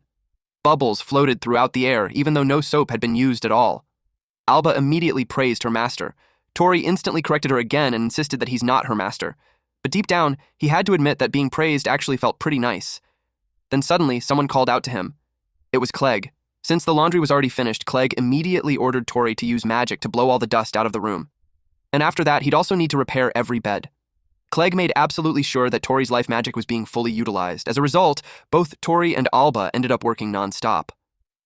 Alba quietly whispered to her master that Clegg was basically a demon sergeant. Tori immediately told her once again to stop calling him master. Still, Tori secretly thought that being called a quack earlier probably flipped some kind of switch inside Clegg, although honestly, Tori also believed that nothing Clegg said was actually wrong. Meanwhile, Clegg continued barking out orders. He instructed everyone to boil and disinfect the sheets immediately. Then he ordered all the nurses to properly bathe themselves before treating the patients again. He warned them never to touch sick patients with dirty bodies. Then suddenly, someone threw small fruits directly at him. Tori and Alba both looked surprised. The priest grumbled that he had gathered the Kara fruits Clegg requested earlier. Clearly annoyed, he sarcastically asked whether Clegg was planning to make desserts with them or something. Clegg immediately fired back and declared that the priest was the real quack here. Then he clarified that the fruits were actually for creating medicine. The priest looked puzzled by that answer. He immediately showed Clegg the medicine that had already been delivered from the Neve Merchant Guild. But Clegg casually slapped the bottle away. Tori and Alba immediately turned pale after witnessing that. Clegg openly declared that he had no use for medicine that showed zero effectiveness and couldn't even heal patients properly. The priest could only mutter in anger, "You bastard!" Soon, large baskets filled with fruit were brought over. An old woman quietly asked the priest whether Kara fruits truly possessed medicinal properties. The priest immediately denied it and claimed that if such a thing were true, there was no way he wouldn't already know about it. But Clegg calmly replied that under normal circumstances, the priest would indeed be correct. Then he explained that once Kara fruit was compounded together with a certain ingredient, it transformed into a mana recovery potion. The priest immediately became interested. Clegg simply told him to watch carefully. He first took out Dryad's dropped seed. Then he added Kara fruit and ibex horn into the mixture. Finally, he activated compounding. Everyone watched closely as the entire basket of fruit began glowing brightly. Eventually, the alchemy process finished. Tori stared at the results and commented that the appearance of the fruit didn't seem any different at all. But Clegg clarified that only the appearance remained the same. Then he called out to the elf and tossed one of the fruits toward her. Alba quickly caught it. Clegg instructed her to feed it to her friend. Alba immediately agreed. Nearby, Ava was quietly sitting beneath a tree. She weakly asked whether she was really allowed to eat it. Alba gently held the fruit out toward her. Ava slowly took a bite. It was only a tiny bite. Then everyone silently watched, waiting to see what would happen next. Suddenly, Ava's complexion started improving. She quietly stated that her body suddenly felt refreshed. Alba looked overjoyed after seeing her friend regain some energy. Now, Ava could even stand on her own again. Alba stared at her in amazement. She pointed out that Ava's color was finally returning too. And on top of that, she was now able to stand properly again. An old woman immediately declared that it was a miracle. Clegg calmly informed everyone that this was the true effect of the mana recovery potion. As long as they had this medicine, they could suppress everyone's symptoms. The villagers instantly erupted into cheers after hearing that everyone could finally be saved. Tori immediately praised Clegg and declared that he really was incredible after all. Clegg proudly answered that of course he was, but suddenly, his body nearly collapsed from exhaustion. Fortunately, Tori managed to catch him in time. Tori immediately complained that Clegg was overworking himself too much. But Clegg immediately fired back and pointed out that Tori constantly did the exact same thing. Then Alba suddenly approached Clegg. She handed him one of the fruits. Clegg immediately refused and claimed that he was completely fine. But Alba pointed out that someone who was truly fine wouldn't be staggering around like that. She told him that if the doctor himself collapsed, then nobody there would have anyone left to rely on, which meant he needed to remain the healthiest person in the village. Then she sincerely told him that she believed in him and urged him to hurry up and eat the fruit so he could recover properly. Finally, she referred to him as her master's strategist. Tori also urged him to eat it. Clegg could only scoff in response. But eventually he still ate the fruit. Right afterward, he immediately resumed ordering everyone around and demanded that the entire place be cleaned even more thoroughly. Not a single speck of dust was allowed to remain. Then the priest suddenly approached him. He asked Clegg whether he was actually a compounderer. Clegg calmly confirmed that he was. The priest stared intensely at him, causing Tori to immediately step between them and remind both sides that there had already been enough fighting for one day. But unexpectedly, the priest suddenly acted completely differently. He happily patted Clegg on the shoulder and openly declared that what he did was incredible. Apparently, he had never met a real compounder before. However, the priest also warned them about one important issue. The effectiveness of the medicine would only last around 2 to 3 days at most. Clegg looked surprised after hearing that. Tori immediately asked if it was actually true. The priest quickly clarified that he wasn't trying to insult them again. What he meant was that he wanted Clegg to continue producing the medicine periodically. Meanwhile, he himself would contact the Neve Merchant Guild and ask them to investigate the incident further, instead of focusing only on the medicine. Someone nearby then asked what exactly the Neve Merchant Guild even was. The priest explained that it was the major merchant guild governing the entire surrounding region. They had already started cooperating regarding the blood-sucking incident and were actively trying to resolve the situation. Then the priest quietly stated something hopeful. If the victims could recover, even temporarily. Then there was finally hope. At long last, they had managed to see a light at the end of the blood-sucking incident. Tori realized that Clegg's medicine couldn't completely cure the victims. At best, it only temporarily suppressed the symptoms, which meant that in the end, they still had no choice but to completely eradicate the Suphorbats themselves. Then suddenly, Beard spoke up. It warned Tori that the situation probably wasn't going to be that simple. Tori immediately panicked and loudly announced that he suddenly needed to go to the bathroom again. Alba instantly found it suspicious that he kept going so often. Tori quickly rushed away and hid behind a nearby building. The moment he was alone, he immediately scolded Beard for suddenly speaking up again. But Beard calmly explained that the Suphorbats were periodically draining mana by being used as a medium. According to Beard, this was a form of curse. Tori froze in shock after hearing that. At the same time, he also looked completely confused. Beard then explained what a curse actually was. A curse happened when someone hated a specific person or object so intensely that they prayed to gods or demons in order to inflict suffering upon them. Tori asked whether that was basically the same as a technique or spell, but Beard clarified that the two were fundamentally different. Sorcery used mana for the purpose of helping people. Meanwhile, curses used mana specifically to bring harm. Although the principles were somewhat similar, their nature was completely opposite. Then Beard continued its explanation. Suphorbats naturally shared the mana they absorbed with the rest of their swarm. But what if that shared destination had been intentionally altered? If that were true, then the situation would become a complete disaster. Tori immediately asked what exactly changing the destination meant. Beard calmly added that depending on the scale, it could potentially cause something as catastrophic as a natural disaster.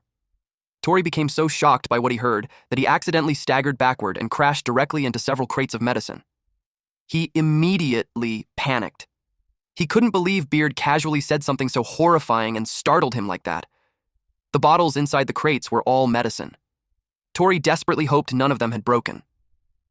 Meanwhile, Beard casually replied that it wasn't its fault. Then it calmly remarked that Mr. Adventurer's next opponent was apparently going to be a curse. Once again, Tori had somehow gotten himself involved in something incredibly troublesome. Back at the clinic, the patients had finally returned to their beds while Clegg had completely fallen asleep sitting upright in his chair. Tori quietly approached him and gently placed a blanket over his shoulders. After all, Clegg had spent the entire day non-stop producing mana recovery potions, so it was no surprise that he was completely exhausted. Then Alba quietly called out to her master.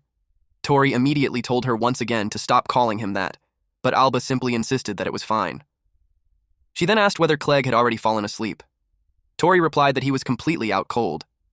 He quietly commented that even while his own mana was still being drained away, Clegg continued pushing himself that hard for everyone else. Tori still couldn't understand how a single bite from a Suphobat had managed to create such a horrifying situation. Alba suddenly apologized for what happened earlier in the forest. She admitted that she rushed in recklessly without thinking things through properly, but Tori immediately told her that it was fine and that none of it was really her fault. Then he suddenly changed the topic. He asked Alba whether Suphorbats were capable of changing the target they shared mana with, but Alba admitted that she didn't know the first thing about magic. Meanwhile, Tori himself barely understood anything beyond life magic. Still, Alba quietly wondered what exactly it meant to change the destination of mana sharing. Even Clegg admitted earlier that he still didn't fully understand the details yet. But regardless of the truth, Tori had already decided something. He wanted to save everyone there, including Clegg. But before we proceed with the recap, I think Clegg is a girl. What do you think, guys? Anyway, far away in the merchant city of Tatara, a man casually grabbed a bottle of medicine. The man wore a metallic eye mask over his eyes and possessed a mechanical arm. His name was Owen, one of the executives of the knife company. And right now, he looked completely bored. He casually walked into another building. Then he opened the door to a hidden room. Inside, countless Suphorbats fluttered around the chamber. Owen casually remarked that the creatures had managed to absorb a lot of mana that day. But then he noticed something strange. The number of Suphorbats had clearly decreased. At that moment, he suddenly called out to Diarmuid and asked whether something had happened. Owen walked through a curtain-covered doorway toward the voice. Behind it was a room resembling a laboratory, filled with jars containing strange monster parts and preserved specimens. At first, Owen thought Diarmuid wasn't there, but then suddenly, Diarmuid's voice spoke from directly behind him. Muid was another executive of the Neve Company. Unlike Owen, he wore an eerie bird-shaped helmet over his face. He calmly asked Owen how things were going. Owen immediately complained and told him to stop sneaking up on people like that. According to Owen, Muid always had absolutely zero presence. Then Owen asked how today's harvest looked. Nearby, an hourglass-like container filled with red liquid quietly sat on a table. Owen reported that the collection process was progressing smoothly. Muid seemed pleased to hear that. Owen commented that the entire operation had been carefully planned by Muid from the beginning. As he spoke, he casually grabbed a super bat out of the air. Then, he spread open one of its wings. A magic circle had been engraved onto the left wing. Through that enchantment, they were efficiently collecting mana from the victims. Muid explained that the entire process only worked because of his enchantment magic. However, he also warned that if they failed to gather and process enough mana soon, then with the number of Suforbats decreasing, they might fail to meet the delivery deadline in time. Owen immediately asked why the Suforbat population was suddenly dropping so quickly. Muid answered that the issue was currently under investigation, but according to him, something even more important was happening right now. They were finally coming up. Owen looked confused by what he meant.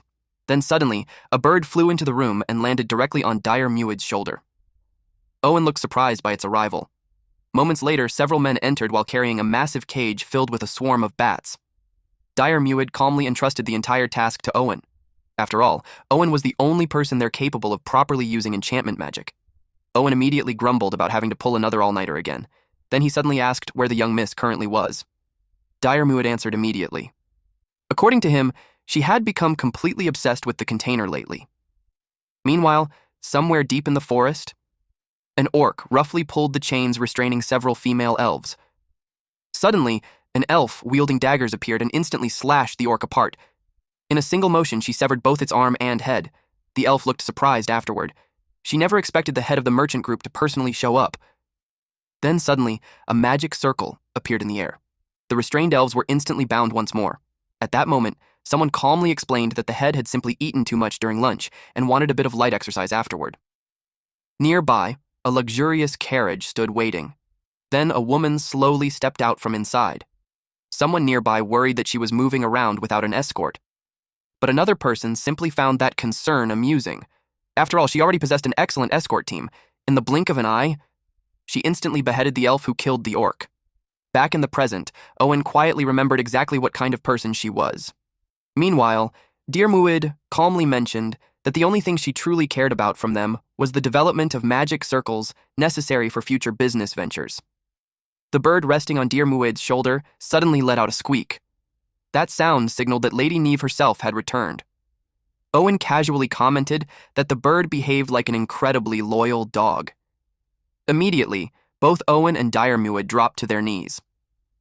Lady Neve arrived while accompanied by 2 slave orcs. The 2 executives formally welcomed her back. This lady then thanked them for welcoming her. Then they asked whether she had suffered any injuries during her outing. Lady Neve coldly replied that the only issue was that her shoes had become dirty. Then she ordered them to buy her new shoes immediately. Muid respectfully asked what kind of design she preferred, but Lady Neve simply told him to choose based on his own taste. Then her expression shifted slightly. She informed them that things were about to become busy. As she spoke, she pulled out a scroll. The moment Owen and Muid saw it, both of them looked shocked. They immediately asked whether it was an official letter from the royal family of Leorga. Lady Neve confirmed that they were correct. Then she calmly ordered them to continue handling the container using the usual arrangements. Finally, she casually added that some trash had attached itself to the carriage earlier, so they should clean that up as well. Both Owen and Muid immediately agreed to her orders. Lady Neve calmly stated that they had already reached the final stage of their plan, which meant they needed to go all out from this point onward. Then Muid carefully brought up another matter. He explained that there was still one issue they wanted to resolve before proceeding further. Lady Neve immediately understood what he was referring to: the problem of the decreasing Suforbat population. Meanwhile, far away, one of Muid's birds quietly landed on a tree branch. Its eyes remained locked onto Tori from the shadows. Back at the laboratory, Lady Neve calmly stated that she would leave the matter entirely to Muid. He was free to handle it however he wanted. Then she casually sat on his shoulder. Muid slowly stood up. It seemed that he already had a plan in mind. Tori remembered that Clegg told him to gather more Kara fruit. He thought that while searching, he could also use plow life magic to till the land around the back hill. But then suddenly, he noticed a bird nearby. At first he thought it might be another Suforbat, but after staring at it for a moment, he simply shrugged it off. The clouds overhead looked heavy anyway, so he figured it would probably rain tomorrow. Tori decided to get back to plowing, but just before he started, something suddenly caught his attention. A strange cloud-like distortion appeared in front of him. Tori wondered if it was some kind of explosion, but Beard immediately explained that it was actually teleportation magic, and according to Beard, teleportation magic was extremely rare. Tori had absolutely no idea what that meant. Then suddenly, someone stepped out from the distortion. Meanwhile, far away, Lady Neve quietly observed everything through a magic crystal. She calmly remarked that Tori was truly a pitiful boy. After all, he dared to interfere with the bats she treasured so dearly. Back at the scene, Diarmuid immediately realized that someone was observing him remotely. Meanwhile, Lady Neve admitted that she never expected a genius in magic circle development to end up being toyed with like this. Diarmuid calmly looked toward Tori and stated that Tori himself wasn't actually the person he was searching for. Tori immediately asked who he was. Then, in the blink of an eye, Tori was struck by something. He looked completely confused, and then his body instantly collapsed onto the ground. Diarmuid slowly approached him. He coldly called Tori weak. Just as he expected, the true prize was the boy capable of using compound magic. And according to his information, that boy's name was Clegg. Diarmuid quietly thought about how entertaining it might be to play with him a little. Then he calmly headed toward the clinic. But to his surprise, the door wouldn't open. The handle had been frozen solid. Ice crystals rapidly spread across the surface. Diarmuid quietly wondered if this was life magic. At that moment, Tori slowly stood back up. He was the one responsible for the ice. Tori admitted that he had no idea how this man knew Clegg's name. But regardless of the reason, Clegg had spent the entire day exhausting himself while making medicine for everyone. So Tori quietly asked him for one thing. Please let Clegg sleep peacefully tonight. Diarmuid looked genuinely confused, because he was certain that he had already shot Tori directly through the heart earlier. Tori confirmed that part was true, but Neil had protected him using the necklace he gave him. Tori immediately checked the crystal attached to it in panic and desperately hoped it was only cracked instead of broken. After all, it was something precious that he received from his brother. Diarmuid quietly realized that Tori somehow survived. He calmly commented that Tori was quite the lucky boy. Then, Beard suddenly warned Tori that Diarmuid was about to attack again. Beard informed him that the next shot was aimed directly at his head. The next instant, Diarmuid fired, but Tori somehow dodged it. For the first time, Diarmuid looked puzzled. Tori suddenly noticed something glowing near the man's waist. Beard immediately informed him that the stranger was carrying an extremely rare weapon. It was called a gun. Tori looked confused and immediately asked what that even was. Diarmuid reacted with slight surprise after hearing the word. Apparently, he didn't expect someone from a remote village like this to even know what a gun was. He explained that guns were incredibly rare weapons supplied directly by the royal family of Leorga. Compared to bows and arrows, they were easier to carry, possessed greater range, and their lethality was beyond question. Even weak women or children could use one effectively, simply by pulling the trigger. And most importantly, it was a masterpiece weapon that didn't require mana at all. That was why Diarmuid never expected anyone in this backwater village to recognize it. Then his tone suddenly changed. He quietly muttered that this was bad. Very bad. Somewhere far away, someone asked if the situation was that serious.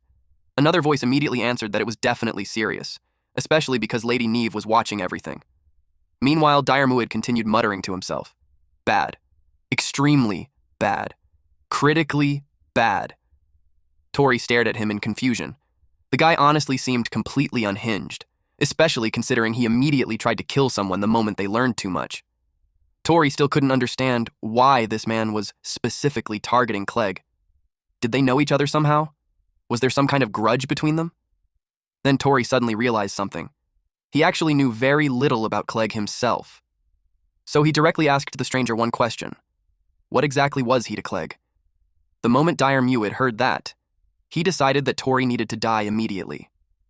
Tori instantly activated Chill, but the ice shield he created shattered apart the moment Diarmuid fired at it.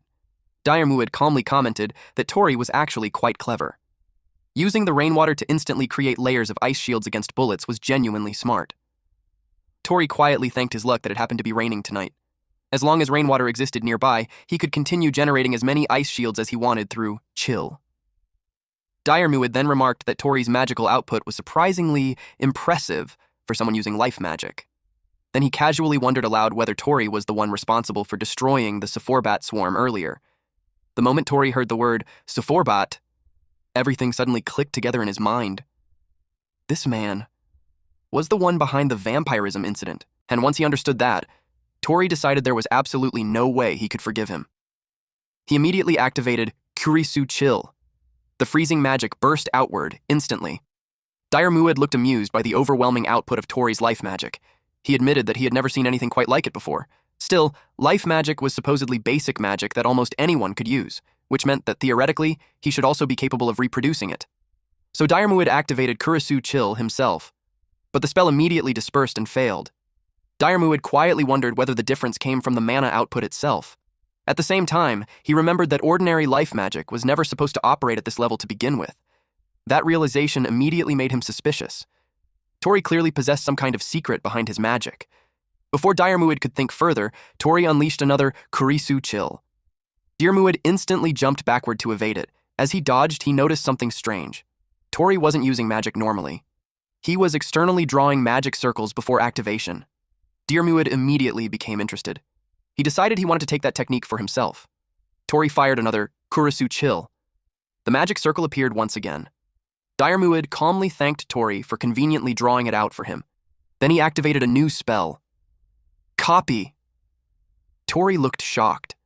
It almost looked as if Muid absorbed the magic itself, and the sight completely dumbfounded him. Tori couldn't believe that his spell had simply vanished, or more accurately, the magic circle and the spell itself had both been sucked away. Then immediately afterward, Muid activated Kurisu Chill. Tori looked shocked when his own spell came flying back at him. He immediately realized what happened. His magic hadn't disappeared.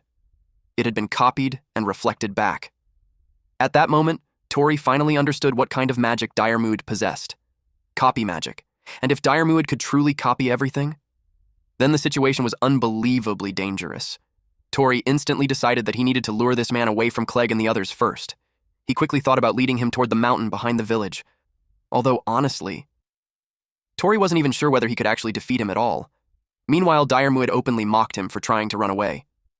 He already understood that Tori was attempting to lure him elsewhere, but instead of stopping him, Muid simply commented that Tori's magic circles were wonderful, and for now, he decided he would play along with the game. Tori ran as fast as he possibly could. Inside his head, he quietly apologized to Alba in advance. He already knew she would definitely scream at him for doing something reckless like this. While running, Tori activated Ignition. But of course, Muid instantly copied that spell too. Tori looked horrified after seeing even that magic reproduced. And unlike Tori's version, Muid's Ignition possessed absurd output. The surrounding heat immediately intensified. Muid excitedly declared that this spell was wonderful too. Then he urged Tori to continue showing him more of his amazing magic circles. At that moment, Tori fully realized how hopelessly dangerous the situation had become. At least he successfully lured Muid away from Clegg and the others. But now there was another terrifying problem. Any life magic he fired at Muid would simply return right back at him, with even greater power than before. Tori suddenly thought of something. He immediately unlocked his storage. Then he pulled out Rockbird's magic crystal. Muid noticed the crystal and casually commented that it was surprisingly large. He questioned why Tori was carrying around a raw magic stone when such stones normally needed to be processed before they could be used properly. Then he wondered what exactly Tori planned to do with an unprocessed crystal. Without answering, Tori activated Wing Beat magic. At the same time, he carefully watched Muid's reaction. Muid immediately found the situation interesting. Tori had somehow created magic directly from a raw crystal, and naturally, Muid wanted that power too. So he immediately activated Copy. But the next moment, both Tori and Muid looked shocked. The magic was deflected. For the first time, Muid couldn't believe what had just happened. There was actually a magic circle that his ability couldn't copy. His eyes widened in genuine shock. Even Lady Neve, who was watching everything through the crystal ball, looked surprised. The two of them immediately identified what Tori truly was: a magic stone user. Meanwhile, Tori looked annoyed that Muid kept copying every spell he used. But at least now, the fight finally felt somewhat fair. Meanwhile, Muid quietly muttered to himself that he wanted it. Tori froze in confusion after hearing that. Then Diarmuid repeated himself again. He wanted it. Over and over. He wanted it. Then suddenly, Diarmuid activated Kurisu Chill. Tori looked shocked. Instead of firing the magic normally, Diarmuid used the ice itself as footholds to slip through the path of wingbeat magic. Before Tori could react, Diarmuid suddenly grabbed his arm. Then he quietly declared that he wanted to devour everything. But at that exact moment, Alba's shield slammed directly into him. Alba suddenly burst into the battlefield and complained that she had been wondering why there was so much noise outside. Then she immediately asked whether her master was okay. Tori stared in shock. He never expected Alba and Clegg to follow him there. During the impact, Diarmuid's mask was knocked off. Everyone froze in surprise after seeing his face. It was the priest. Meanwhile, Diarmuid casually muttered in disappointment that his favorite mask had been ruined. Alba looked completely confused after seeing him. She genuinely wondered whether the two of them had just been doing some strange magic training together. Diarmuid coldly referred to her as a defective elf and warned her not to interfere. Then immediately, he activated Ignition. A massive burst of fire exploded toward Alba. Tori instantly panicked. He absolutely refused to let Diarmuid use his own magic against them. So he immediately rushed in front of Alba. Then, at the very last second, Tori activated Tilling. The moment the spell activated, a massive explosion erupted around them. After the smoke cleared, Diarmuid calmly told Tori that the two people he desperately tried to protect had probably been blown away by the blast. Then he quietly revealed something else. Originally, he only planned to obtain compound magic from Clegg, but discovering Tori's abilities instead had become an unexpectedly wonderful surprise. So now, he intended to let Tori continue living, not out of mercy, but because he planned to turn him into his personal research subject. Thick smoke scattered through the area. Then suddenly, from beneath the ground, Clegg pulled Alba out from the dirt. He asked if she was okay. Alba whined that she'd practically been buried alive. She even complained that her own master was the one who buried her. Clegg corrected her and said that wasn't what happened at all. Then he told her to carefully look around herself. Alba slowly remembered the massive flames rushing toward her earlier. Clegg explained that Tori protected both of them using life magic against the priest's abnormal attack. He suspected the spell Tori used was tilling, a basic farming life magic normally meant for making ridges in soil. But Tori's version of life magic was clearly something completely abnormal. Then, suddenly, Alba cried out and asked where her master was. Clegg quietly answered that he didn't know. Alba guessed that maybe Tori was still trapped underground somewhere, but Clegg explained that he'd already dug through the entire area. Then, with a heavy expression, he quietly admitted that Tori had most likely been caught inside the flames. The moment she heard that, Alba ran off. She rushed toward the church while desperately searching for the priest. An old woman nearby gently asked little Alba whether she had business with Father, but Alba immediately demanded to know where the priest was hiding. She even threatened that she wouldn't forgive anyone who tried to protect him. Then Clegg suddenly stopped her.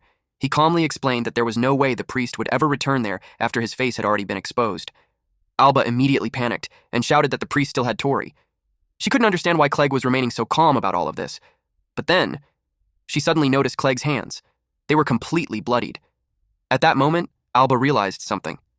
Clegg had been digging through the debris nonstop the entire time until he managed to pull her out. And the person Clegg truly wanted to save above anyone else was Tori. Alba quietly apologized and said that she was sorry he ended up saving her instead. But Clegg immediately told her not to say something so stupid. He explained that if Tori truly died inside the flames, then there should at least be ashes left behind. But there were none, which meant only one thing. Tori was still alive somewhere. Then Clegg turned toward one of the sisters and asked whether she knew where the priest originally came from. The sister informed them that the priest was actually from the neighboring town, which meant he most likely returned home already. Meanwhile, at the merchant city of Tatara, the streets remained lively and crowded with people. Alba and Clegg stood together on a bridge overlooking the city. Then, Alba suddenly pointed toward a particular building. She quietly stated that she suspected the bastard priest was hiding there. Clegg immediately asked whether she could actually see the traces of magic leading there, or if she was somehow smelling them instead. Alba explained that traces of magic were strange things. They could sometimes be seen with the eyes, sometimes linger like a scent, and sometimes remain behind as echoes within sound itself. After calming herself down and carefully examining the scorched battlefield, Alba discovered traces of magic leading all the way toward the town the sister mentioned earlier.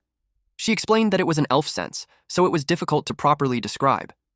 Clegg immediately teased her for somehow being able to sense magical traces, despite not being able to use magic herself. Alba instantly became annoyed. She raised her voice and emphasized once again that it was a sense, not magic. And besides, that was exactly why she kept asking her master to teach her magic already. As they continued forward, Clegg noticed a crowd gathered nearby. Meanwhile, Alba informed him that the mana traces were leading directly toward the back entrance of a building. Two massive, muscular orcs guarded the entrance. Alba confidently declared that this was definitely the right place, but getting inside wouldn't be easy. However, since neither of them knew Tori's current condition, Clegg had absolutely no intention of wasting time waiting around. He immediately mixed Hasho bamboo, slime magic stone powder, and Dryad's lost seed together. The result was a hypnotic drug. According to Clegg, they simply needed to force the guards to drink it somehow. Alba immediately declared that she was actually pretty good at handling this sort of thing. Then she suddenly rushed straight toward the orcs. She immediately jumped onto one of their backs. Then she whispered for it to stay quiet. But almost immediately, she realized that the orc's neck was way thicker than she expected. The orc slammed backward into a wall and accidentally crushed her in the process. Clegg stared at her and immediately asked what exactly she thought she was doing. Then, while the orc was distracted, he forced the potion into its mouth. Immediately afterward, he kicked the orc directly in the chest. The huge body collapsed instantly. But the second orc immediately charged toward him. Alba quickly slammed her shield into its head while loudly cursing at it. Then she proudly declared that the entrance was officially open. Clegg immediately called her a complete musclehead and openly questioned whether brute force was literally the only thing inside her brain. But before Alba could argue back, Clegg suddenly noticed something. A chain. The moment he saw it, his expression changed. Alba noticed his reaction and immediately asked what was wrong, but Clegg simply told her to hurry. Meanwhile, deep inside, he quietly wondered what exactly that sinister presence he sensed earlier really was. Then he reminded Alba to continue following the traces, so Alba immediately led the way. But the moment the two of them reached the hidden room, both of them froze in shock. The Sephorbats instantly attacked them. Clegg immediately reacted and ordered Alba not to breathe in. Then he threw the hypnotic drug directly toward the swarm. One by one, the Sephorbats immediately dropped unconscious. Alba stared around the room in confusion and asked why the creatures were even being kept there. Then suddenly, she noticed several crates nearby. Inside them was the exact same medicine Ava had been taking.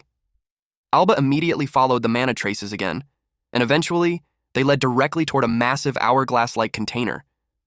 She quietly wondered whether all the mana stored inside the bottles was somehow being gathered there together. Then her eyes widened in horror. The mana inside the hourglass was still flowing continuously. Several mana traces connected directly into it, and when Alba followed the other connections, she discovered they led straight toward the Sephorbats. Her entire body trembled after realizing the truth. Those strange bottles and the Sephorbats were directly connected. Mana from countless victims was being drained through the Sephorbats and funneled into the system. Alba called the entire thing disgusting. Meanwhile, Clegg stared at the magic circle engraved onto the Sephorbats' wing. Then he suddenly remembered something. The priest previously mentioned that the Neve Company was cooperating with the vampirism incident investigation. Clegg quickly formed a hypothesis. He explained that if the enchantment magic engraved into the magic circles was rewriting the Sephorbats' mana-sharing function, and if the altered mechanism redirected that shared mana into the bottles instead, then the Sephorbats were essentially absorbing mana from people and gathering it all there, which meant the entire system worked like this. First, they created victims by draining people's mana through the Sephorbats. Then, afterward, they manufactured recovery medicine using the exact same mana stolen from those victims. The moment Clegg realized that, his expression darkened. Their true objective was a pharmaceutical business built entirely around mana depletion victims who would never truly recover. At that moment, Alba also realized the horrifying truth. This place was the true source behind the vampirism incident, but suddenly, a blade pierced directly into Clegg's shoulder. At the same time, the door was forced open by a mechanical arm. The newcomer calmly stated that he heard the young Mrs. Dahl had fallen over, so he came to investigate. And instead, he found a pair of massive rats sneaking around. He casually admitted that the two of them were surprisingly intelligent, but at the same time, he commented that the way they broke into the facility was painfully amateurish. To him, It made it obvious that they weren't professionals in this kind of work. Clegg stared at the strange weapon in shock. He couldn't believe the man had actually created a weapon using his mechanical arm. Meanwhile, Alba looked completely confused and wondered what exactly this guy even was. The man casually introduced himself through his exhausted sigh. It was Owen, and according to him, the two of them were becoming an unbelievable pain to deal with. Owen immediately transformed his mechanical arm into another weapon. He complained again that the two rats were seriously becoming a pain to deal with. Since neither of them looked like they belonged in the same line of work, he questioned what exactly they were even doing there. Meanwhile, Clegg quietly wondered whether this man was some kind of alchemist. After all, he seemed capable of turning ordinary objects into weapons instantly. Alba immediately warned Clegg that this guy was strong. Owen then asked which one of them was responsible for putting the young lady's doll to sleep.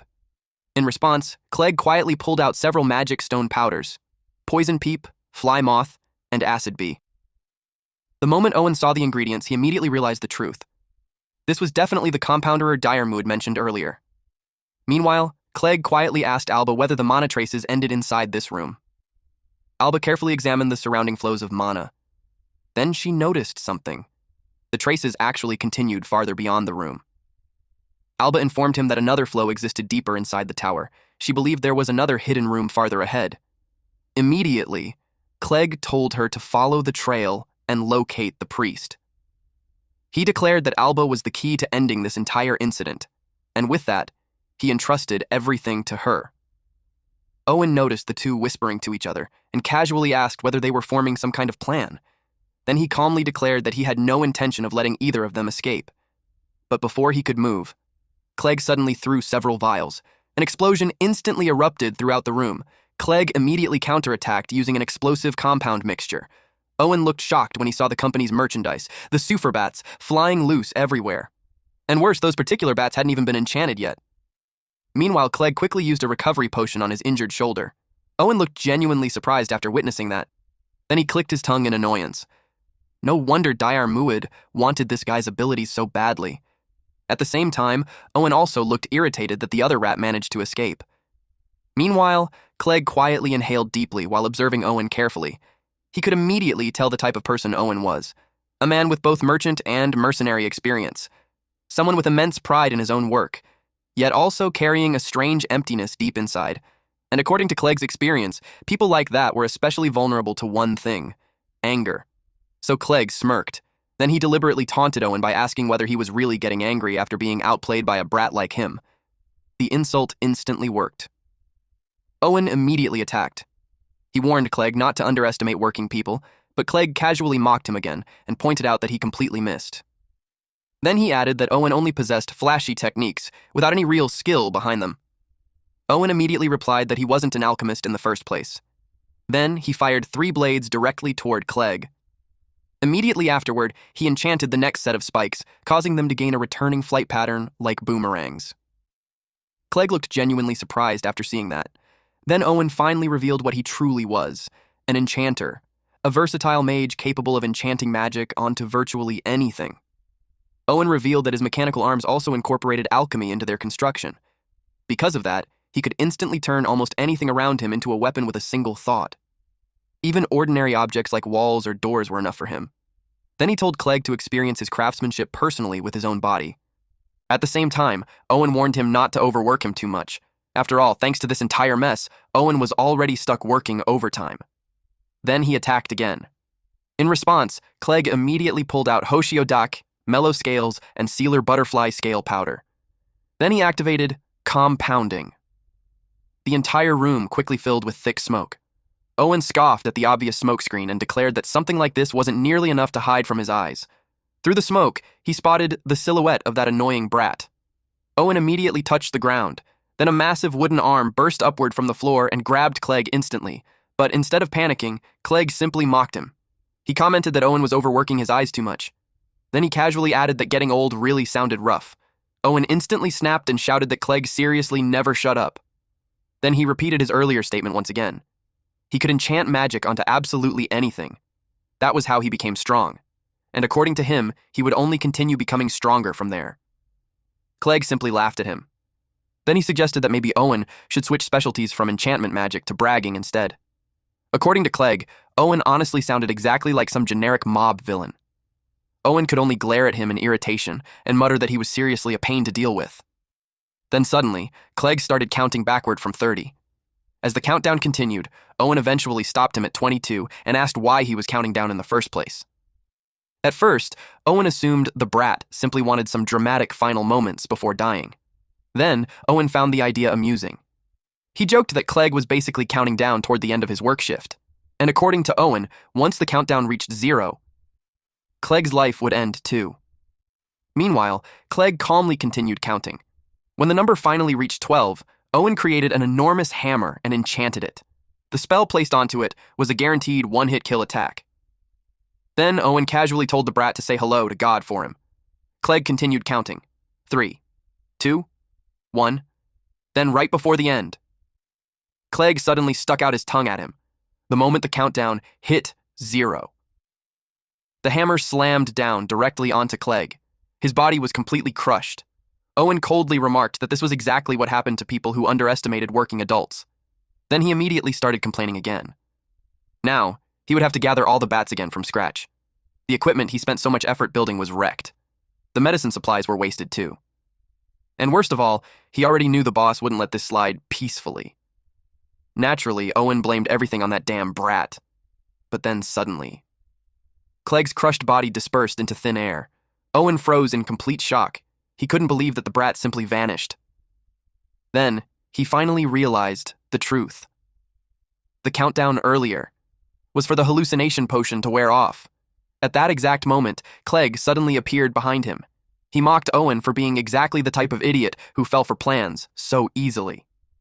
Owen immediately spun around, but Clegg calmly told him to relax. There wouldn't be any overtime for him anymore.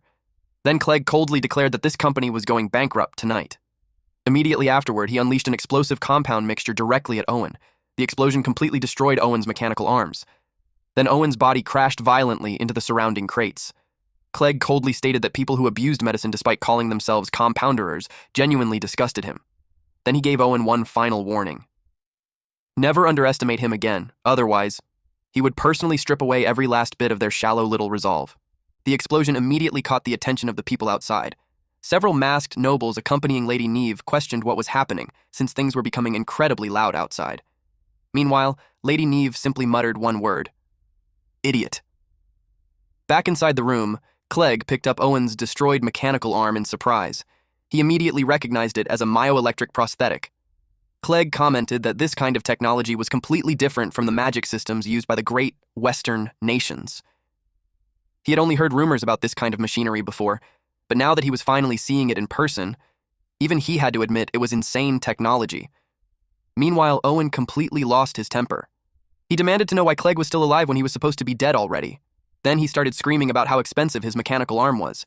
He even threatened Clegg and shouted at him to stop screwing around before he killed him for real. Clegg immediately shoved his hand over Owen's mouth to silence him. Then Clegg calmly revealed the truth. The drug he used earlier was a hallucination potion. Normally, it required 5 full minutes before taking effect, but in Owen's case, it activated much faster than expected. Then Clegg immediately began preparing another compound using Hashiodak, slime magic stone powder, and mellow scales. The moment Owen saw the ingredients, he instantly panicked. Clegg calmly informed him that this particular drug would erase his ability to resist mentally. It was essentially a truth serum.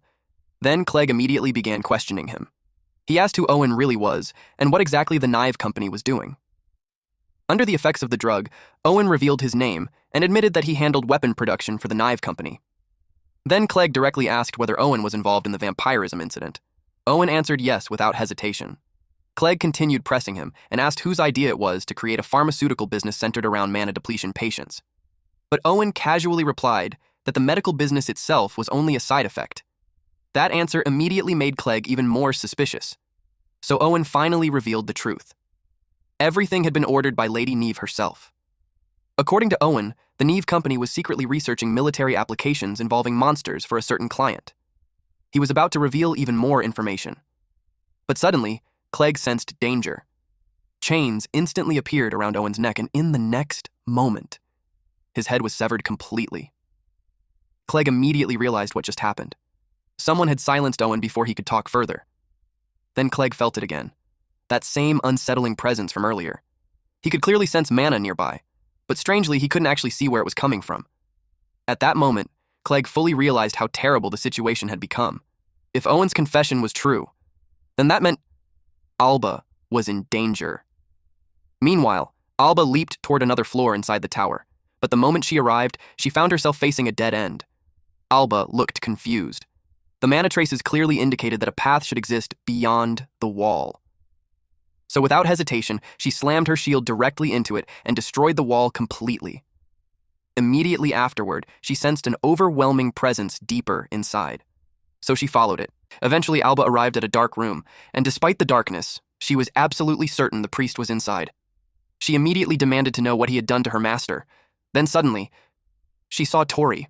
Her eyes widened in shock. Tori's arms were chained above his head, and his entire body was covered in bruises. Alba immediately rushed toward him. She desperately asked whether he was okay. Then she grabbed the chains and tried pulling them apart, but the chains were unbelievably durable. So Alba immediately decided to loosen them by smashing them repeatedly with her shield instead. She warned Tori that it might hurt a little, but told him to endure it somehow. But the moment Alba struck the chains again, the chains suddenly began glowing. Alba looked confused about why they were still so unbelievably tough. Then she noticed the truth. Binding magic had been engraved into them. Magic that completely canceled out other forms of magic.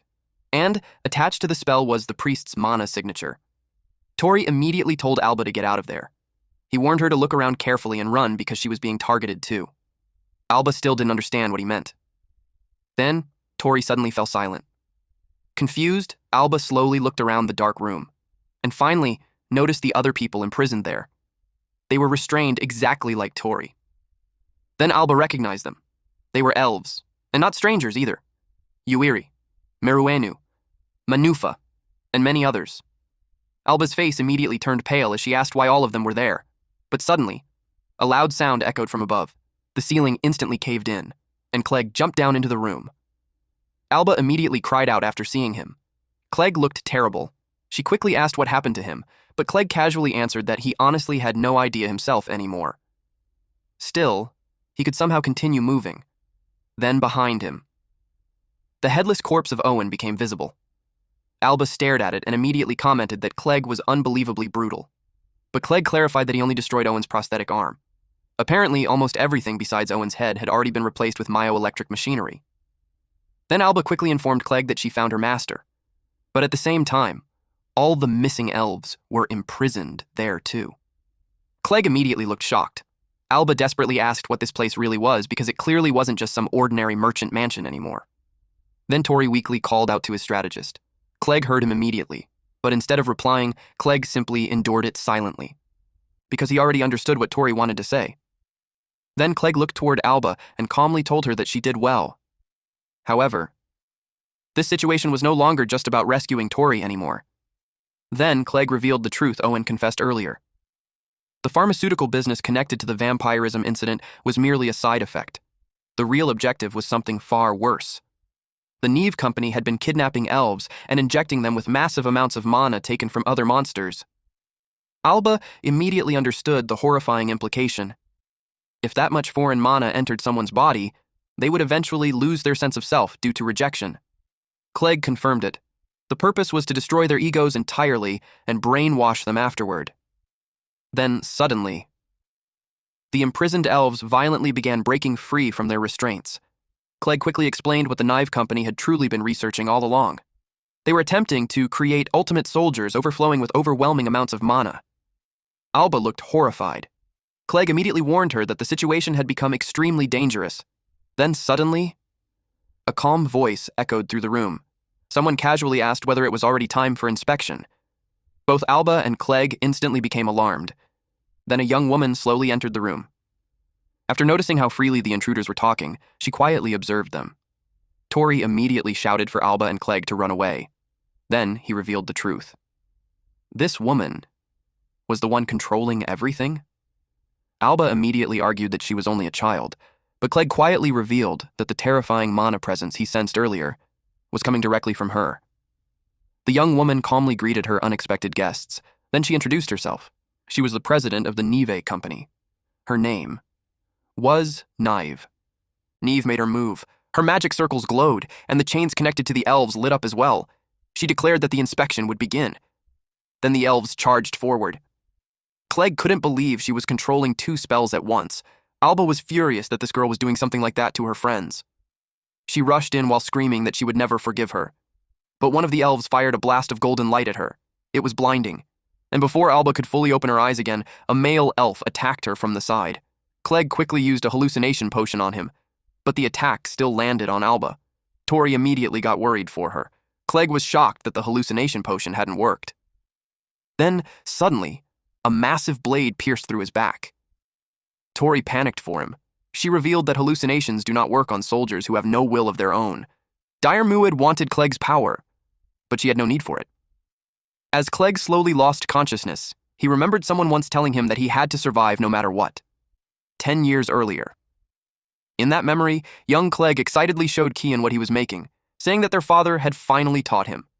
He proudly mixed ingredients like moth powder and ashmua grass stem. Then he used compounding, and it immediately exploded.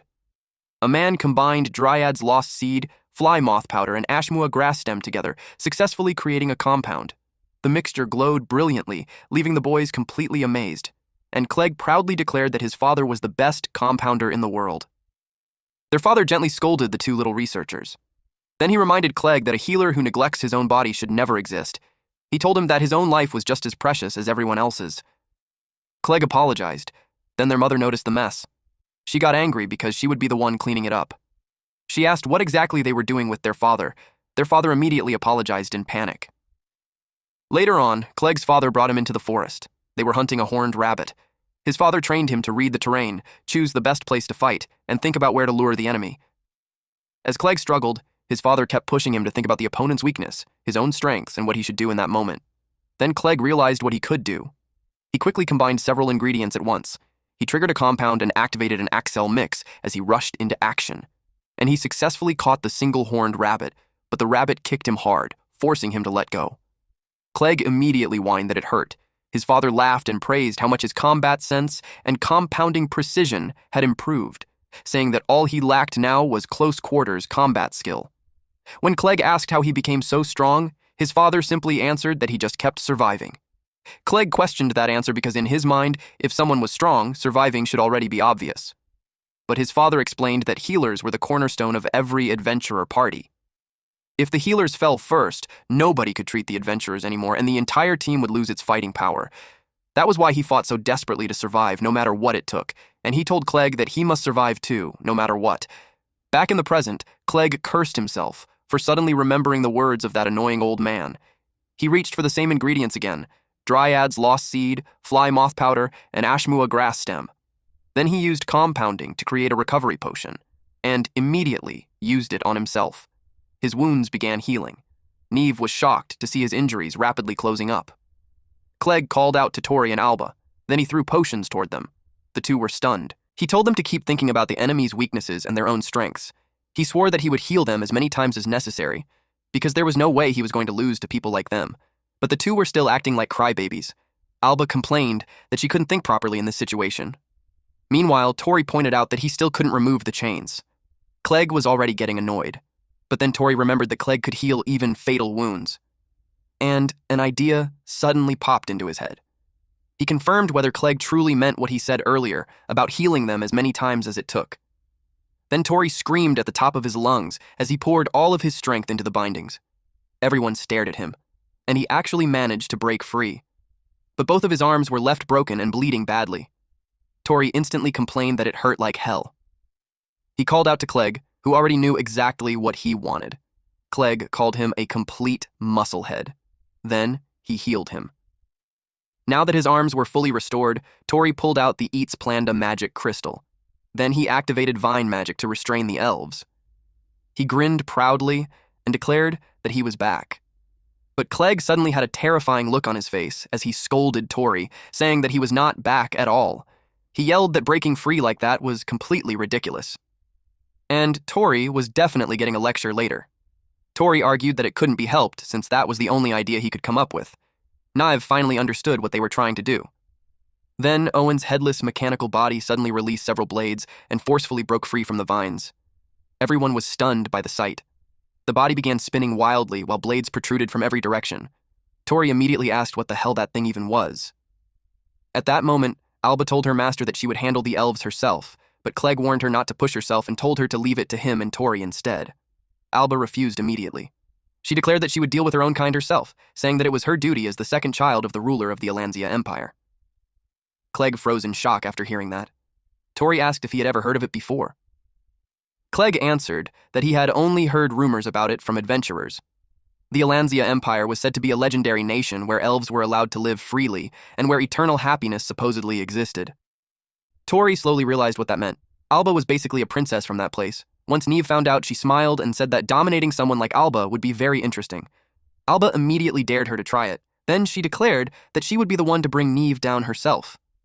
Neve admitted that she never thought the Alanzia Empire actually existed, and the monolith person Dirmu had found was secretly a princess all along. She said she found that strangely romantic. Then she wondered if the princess's wish would truly come true.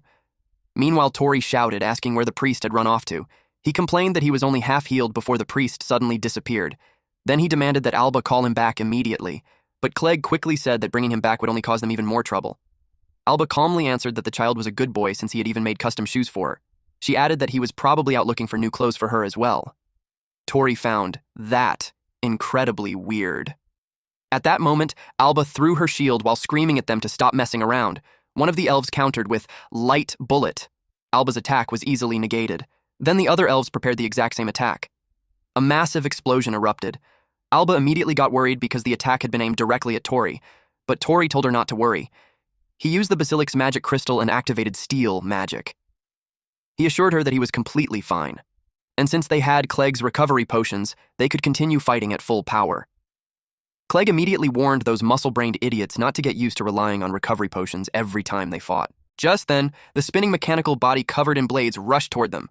Clegg declared that he would handle it himself. Suddenly, Beard started laughing. He found Tori's absurd fighting style as entertaining as ever. Tori was shocked to hear his voice again. While dodging the attacks, he quietly muttered that he was pretty busy right now. Then he pointed out that Beard never showed up earlier when Dirmuid was crushing him. Beard completely ignored that complaint. Instead, he said that the young lady's story about the Alanzia Empire was fascinating, and he was also curious about that mechanical doll. Meanwhile, Clegg warned Tori that if he got shredded into pieces, recovery potions would not save him anymore. Tori unlocked storage and pulled out the Eats Planned a Magic crystal. Then he activated vine magic while Clegg prepared an explosive mix. The vines tightly restrained the mechanical body, and Clegg immediately blew it apart. One of the shattered fragments flew directly toward Neve. She deflected it with her fan, but the edge of the fan was sliced apart in the process. That slight disruption loosened her control over the elves. She immediately noticed it and snapped her fingers. Tori stared in shock when he realized the mechanical doll was still moving. Then Beard reminded Mr. Adventurer of something. Tori asked what he meant. Beard explained that magic was shaped entirely by imagination, and magic circles were simply tools used to give form to that imagination. He pointed out that Tori was already using life magic in the same way, but then he asked him to think about what would happen if the magic failed to activate at all. Tori suddenly remembered that when Diremu had used that strange magic earlier, nothing else had appeared afterward, and if the tool itself was destroyed, the magic output would disappear as well. Tori immediately shouted to Clegg and Alba that there had to be a magic circle somewhere nearby, and if they destroyed it, both the elves and the mechanical doll would stop moving. Everyone froze in shock, even Neve. Clegg knew that woman had to be controlling everything somehow, but he had no idea which one among them was the real controller. Beard answered that he could only sense its presence. Tori got annoyed because he still could not see it, and he could not sense it either. But then Clegg sensed something. He immediately told Alba to trace the flow of mana back to the woman. Then he ordered her to signal him the moment she found the magic circle. He promised that he would create an opening for her. Alba focused carefully and searched for the magic circle. At first, she wondered if it was hidden in the headdress, but she quickly doubted it after noticing the light wrapped around Neve's body. Desperate to save everyone, Alba kept searching. She looked toward the elves and realized the answer might be where the mana connections were linked together. She carefully traced the flow of mana to its endpoint, the place where everything had been woven together, and every single trail led back to the woman. More specifically, her fan. Alba immediately shouted that she had found it. Clegg praised her instantly. Then he pulled out several vials and created a swirling flame. Golden smoke rapidly spread throughout the entire room. Neve realized it was a smoke screen, but inside that smoke, nobody would be able to tell friend from foe anymore. Or at least, That was what she thought. Suddenly, a shield slammed directly into her fan. Alba answered that she could still see her perfectly through the trace of her mana. Neve was completely caught off guard. Then Alba struck her again. The ornament in Nive's hair containing a flight magic circle shattered apart. Beard immediately realized what kind of magic she was using. It was copy magic. The magic circles allowed her to store copied spells. Then she could freely select and release them whenever she wanted. And now that they understood the trick behind it, they could finally counter it. Beard already knew that Tori's side would win. Neve was struck by the shield once more and crashed hard onto the ground. At the same time, the elves collapsed as well. Tori, who had been only inches away from the spinning blade of the mechanical doll, froze in shock before letting out a relieved sigh when it finally stopped moving. Neve's body began trembling violently. Alba coldly declared that only cowards looked down on others from above, and she refused to lose to someone like that. Neve glared at her in annoyance, but then her attention suddenly shifted when she saw her own reflection on Alba's shield. The moment she noticed the blood on herself, she panicked. She repeatedly screamed, "Wait!" while desperately staring at her reflection. Her sudden outburst startled Alba. Neve screamed that she did not want to die. Then Alba noticed something strange happening to her body. Tori immediately asked what was going on. Beard realized that this was not caused by a magic circle at all. This was a rare case. It was the woman's original magic. Then the woman frantically screamed, calling out, "Neve, my precious child!" Beard explained that she was a user of transformation magic. Apparently, Neve had spent her entire life being sold from the moment she first became aware of the world, from the facility to a house she did not recognize, then from that house to a merchant company. To everyone around her, she was nothing more than merchandise. That was the only value her life had. The more she worked, the more the adults praised her. But as she grew older, even those praises disappeared. Her body remained weak and frail even after she became an adult. She once said there had even been a time in her childhood when she could not properly learn anything at all. She had never been given something she could truly rely on.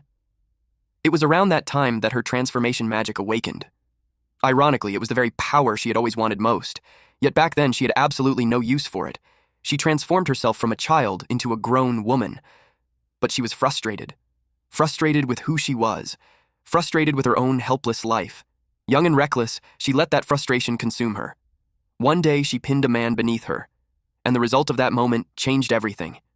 After that, nobody sold her anymore. Instead, she sold herself away, with her own will. That was when she finally realized something. She was no longer merchandise. As time passed, her stomach slowly swelled, and every movement brought pain. But the pain of giving birth was far greater than anything she had ever experienced. 2 women helped her through the delivery. Then they gently placed the baby into her arms, and the precious child smiled at her. At that exact moment, the baby became her reason for living.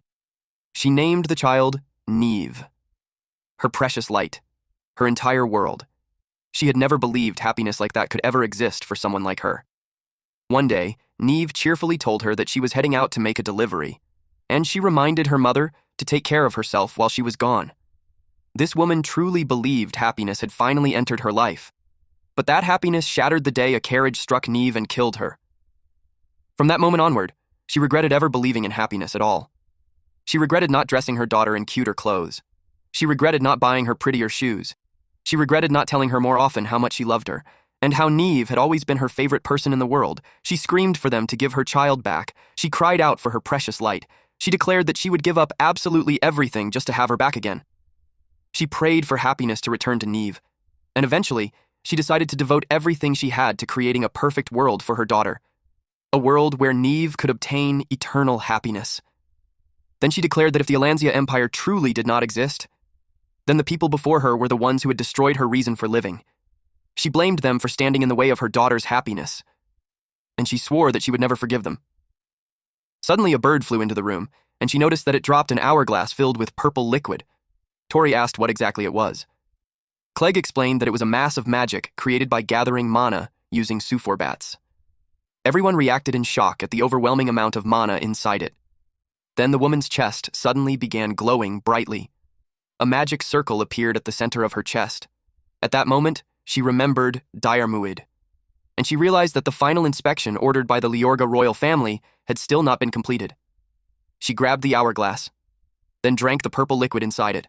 Alba immediately screamed for her to stop, warning that it was a mass of magical resentment. Suddenly, massive pillars of ice formed around them. Tori was shocked when he recognized the spell. It was chill. Then chains rapidly spread throughout the area. Tori asked what kind of magic this was now. Beard answered that this was another rare case. This time, it was servitude magic. He explained that it was the true nature of the enchantment carved into her chest. A contract magic circle designed to force monsters into submission. To Beard, the magic felt strangely nostalgic. It was a type of magic one of his old acquaintances specialized in. But because it consumed an absurd amount of mana, it eventually became a lost magic that nobody else could use anymore. Then Beard advised them to abandon the mansion immediately. He warned that with this much servitude magic being activated, the entire building would collapse and bury everyone alive. Tori immediately shouted for Alba and Clegg to escape because the whole mansion was about to come down. But Alba refused. She said they could not leave everyone behind while they were still unconscious. Clegg answered that their minds had already been broken, and even his medicine could not heal damage like that. Tori wondered if life magic could somehow restore their consciousness. Then, Beard reminded him that he still had the Superbat magic crystal, the same one that made flowers bloom earlier. Tori suddenly realized that synchronization might actually work. He wondered if it was possible to connect directly with the elves. Beard informed him that it was not an especially dangerous gamble, but if he truly planned to do it, then he needed to hurry. Tori got annoyed because Beard was still being vague as usual, but there was no time left to hesitate. He unlocked storage and pulled out the Sephorabat's magic crystal. Then he activated synchronization and instantly got a nosebleed. The elves suddenly woke up. Alba was overjoyed to see them conscious again, but Tori was in terrible pain. The elves' memories were flooding directly into his mind. It was an enormous risk. He felt like his head was being split apart from the inside. Tori told everyone to forget about him and just run away already. Alba immediately called for Clegg to treat him. Then she declared that she would carry Tori herself while everyone escaped outside. Moments later, the Knive Company mansion began collapsing behind them. And then a monster appeared. Beard immediately sensed a familiar presence and identified the creature as a wyvern. Knive's mother declared that she would never forgive them because they were enemies of Knive's happiness. Alba asked if she truly did not care about the damage this would cause to the city as well. Meanwhile, Clegg asked what exactly they were supposed to do against something like that. Tori was already in horrible condition, but he still trusted that Beard could handle a monster using those mysterious steps he talked about before. Beard confirmed that he could.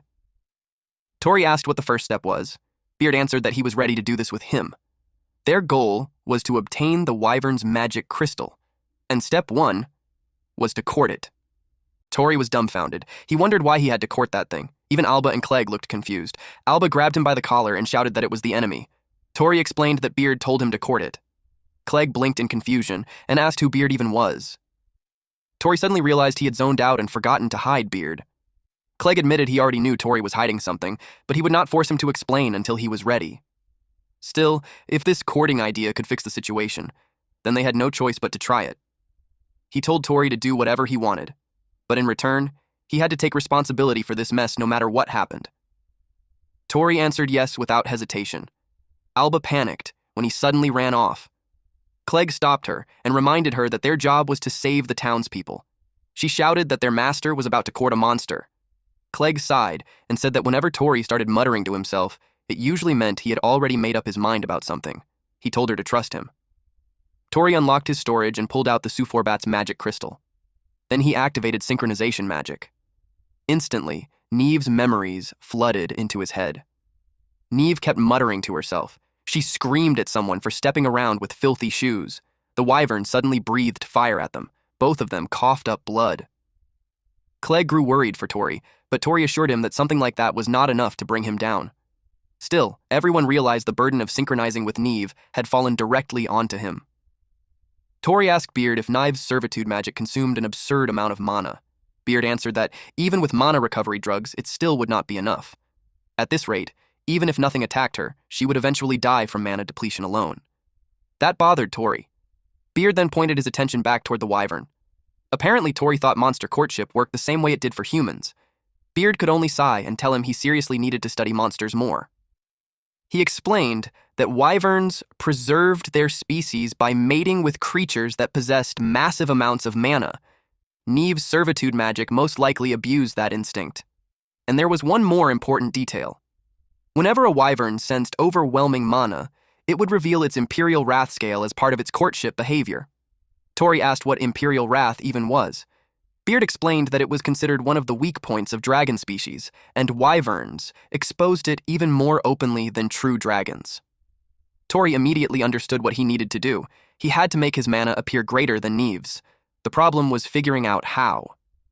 But Beard calmly told him the answer already existed inside him.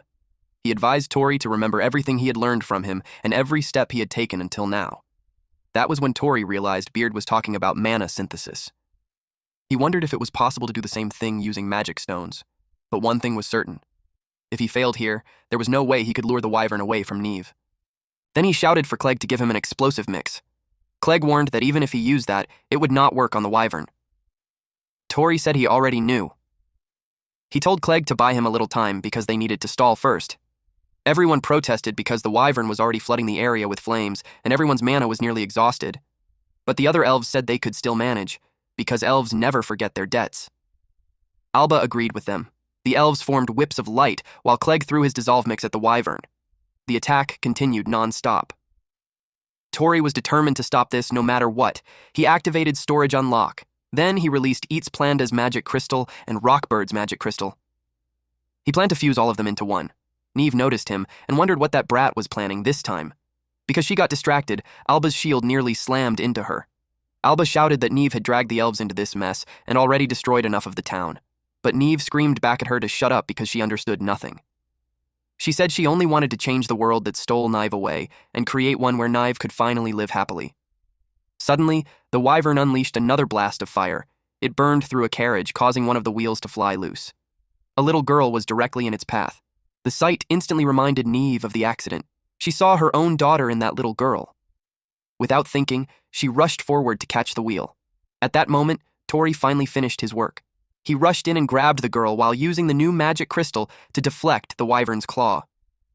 Alba and Clegg froze in shock when they saw him, especially after noticing the completely new magic crystal in his hand. Neve was stunned too. She looked around at the ruined city. All she wanted was to save her little girl. She wanted her daughter to live. But the roads they walked together and the plaza where she used to play had already been reduced to rubble. And no matter what she did now, her daughter would never come back. That was when Neve realized it. Her entire life had become nothing but a chain of mistakes. Tears streamed down her face as she wondered what she should have done differently. Tori noticed her. He gritted his teeth and held back his tears. He could not cry for her because if he did, Alba and the others would not survive this. Beard informed him that the servitude magic was fading. Tori answered that he already knew. Then he gently told the little girl to stay back because it was dangerous. At that moment, he thought about his brother, Neil. If Neil had died instead, maybe he would have cursed the world the same way Neve did. Still, Tori knew she had forgotten something important. He activated the first step of his own version of courtship. The Neve he saw in those memories had always smiled so brightly. Tori screamed at her to take everything he had. The woman suddenly remembered something. Her daughter had smiled until the very end. Knowing that filled her with relief. A massive beam of light erupted from the wyvern. Then Neve collapsed. Tori caught her before she hit the ground. He promised that later he would listen to her story properly. But for now, it was time for step 2. Beard instructed him to peel off the Imperial Wrath Scale. The servitude magic was gone, the Imperial Wrath Scale was fully exposed, and now the real fight was about to begin. Beard asked if he was ready, and Tori answered yes.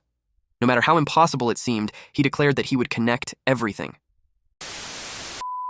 Alright, that's it for today's story. If you want the weekly chapter updates for this series, those will now be uploaded on my second channel, Manhwa Updater. So if you don't want to miss what happens next, make sure to check it out and join the update gang. Thanks for watching, stay cool, stay awesome, and I'll see you in the next one.